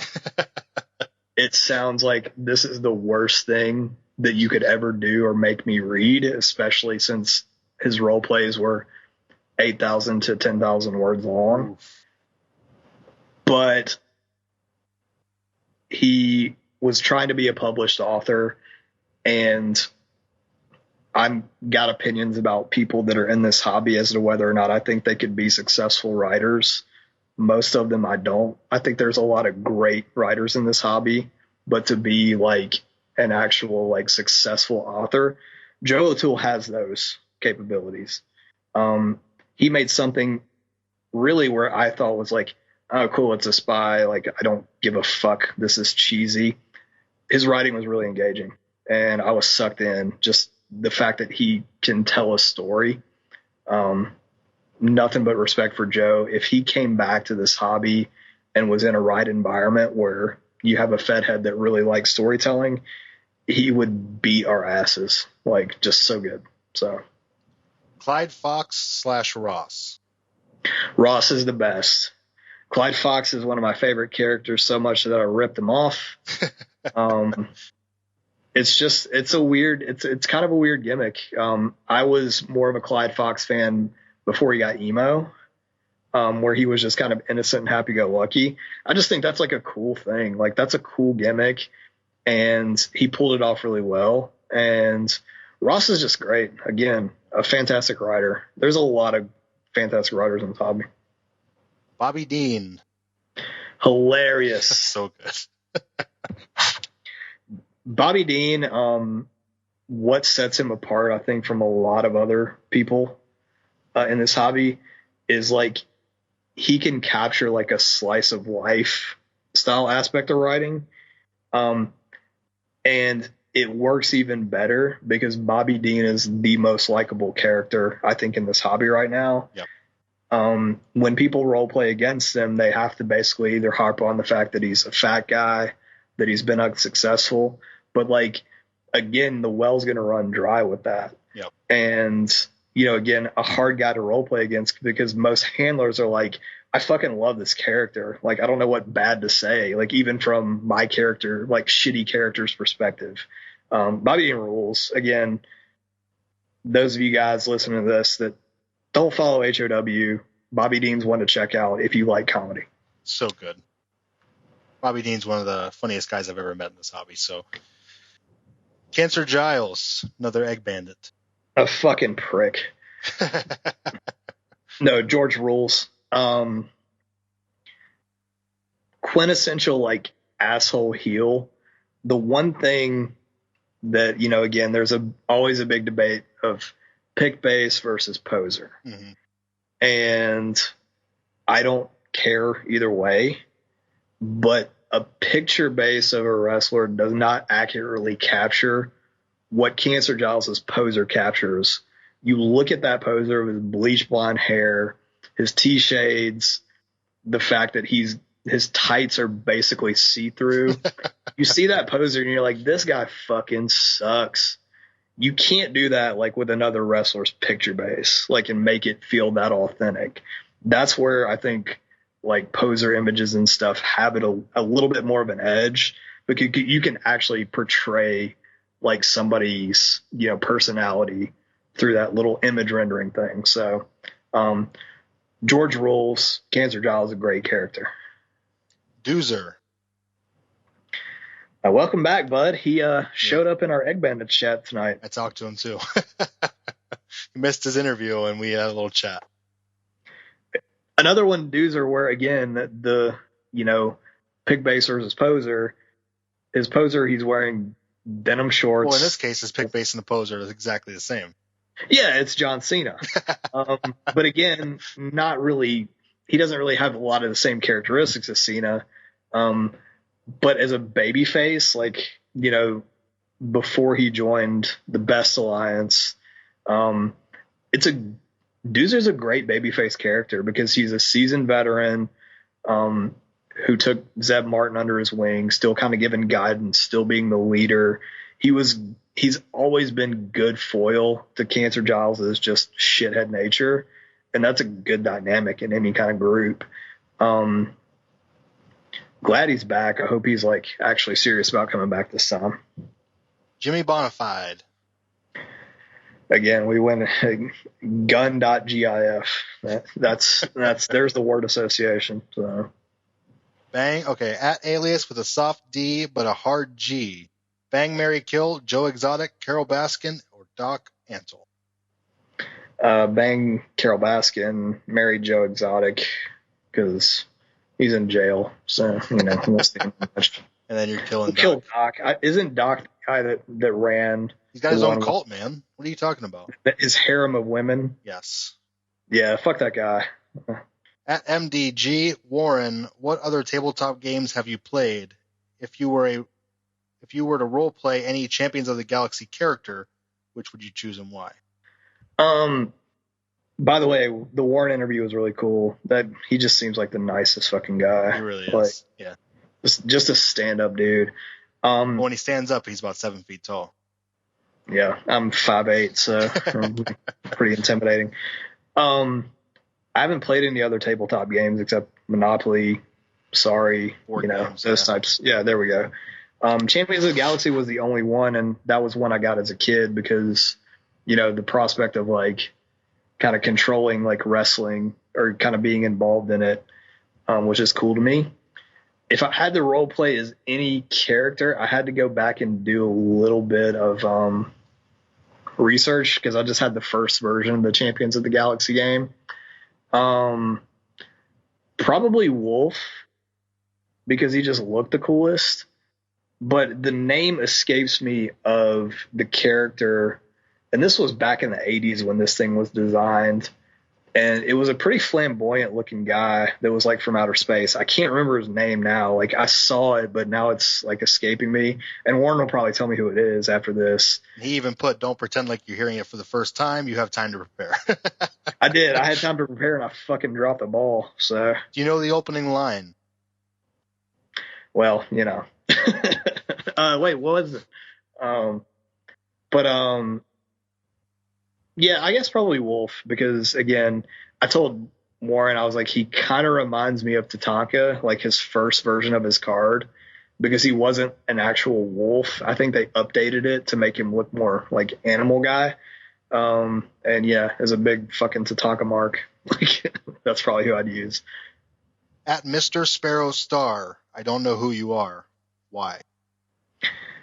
Well, Jad, if you would look at probably either the opening match or the second opening match in HOW, you'll find me there. If you ever read the shows, come on, dude.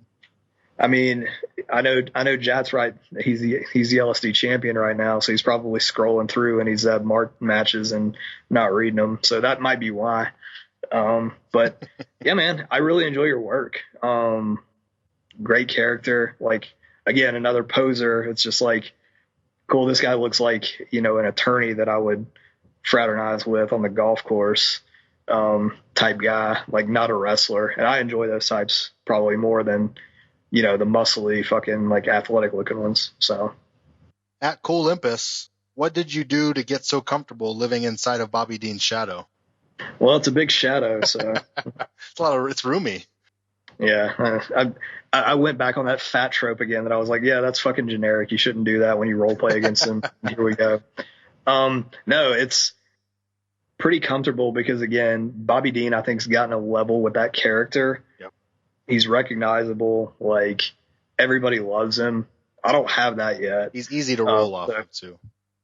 Yeah, and Zeb Martin's perfectly comfortable living in his shadow. He's just trying to get paid. So.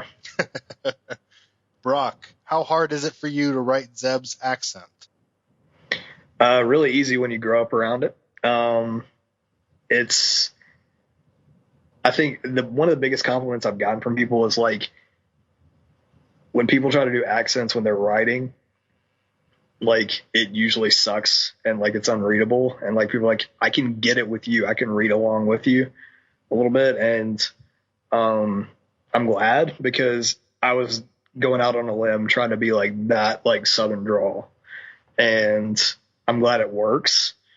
Because if you were like, I can't read this shit like enough people, I would change it. So. And have you created a set of rules for yourself in regards to the accent, or do you just wing it? Not really. There's like consistencies in words that I'll kind of reuse, and like people will be like, I'm just writing this in plain English, like go back through the seg and edit it. But if people just took a stab at it, like I wouldn't care. If I didn't have a chance to read it, it's, it is what it is. Like segment of role play that becomes ancient history in like 2 weeks. So, I don't get too picky about, when people want to use the character, that's fine. Well, there you go, man. That's what we got. Like you said, it was mostly the questions from the crowd, but I had a great time talking to you about it. Yeah, man. Like I said, sorry I didn't go like too in depth on the history, but like, there's nothing too remarkable about what I've done in this hobby, besides just write some bullshit. Writing some funny shit. I mean, it's good. It's good fun, man. I've really enjoyed writing with you and reading your stuff. Zeb Martin's hilarious. Muriel was one of my favorite Twitter accounts when I first started the Efed podcast. It was one of the first ones to catch my eye, the Idaho wrestling, and absolutely love that stuff. So kudos to you. Your shit's very enjoyable for sure. Thanks, buddy. I'm a big fan of yours too. Thanks, man. And before I let you go ahead and put over anybody else you want to plug or anything, websites or anything else you want to do. Check out Cheap Pops Pro, High Octane Wrestling, Defiance. I think we're at roster cap now, but again, the big thing too is I think there's like conflicting personalities like in this hobby, and sometimes people are going to say things that might rub them the wrong way. Sometimes there's not a benefit of the doubt, but other than that, like if you run into somebody new in the hobby, like be nice. Because again, there's a lot of really talented writers out there. Don't limit yourself to, well, this Fed has pick base and I'm not doing pick base. Like you really kind of limit yourself to finding like a lot of good writers in this hobby. And if you're like me and you really, that's the aspect you enjoy, is just reading other people's work and digesting that and appreciating that. Like, open your horizons a little bit. Or not, just do what the fuck you want. Like, I don't know. But other than that, Zach Fantana, great character. Check out Bobby Dean. If you haven't checked out Bobby Dean. Check out the Hollywood Bruvs. They're in a couple of feds. Comment section. Santana Johnson. And Average Joe. That's probably the best character that you can check out. But other than that, man, I appreciate you having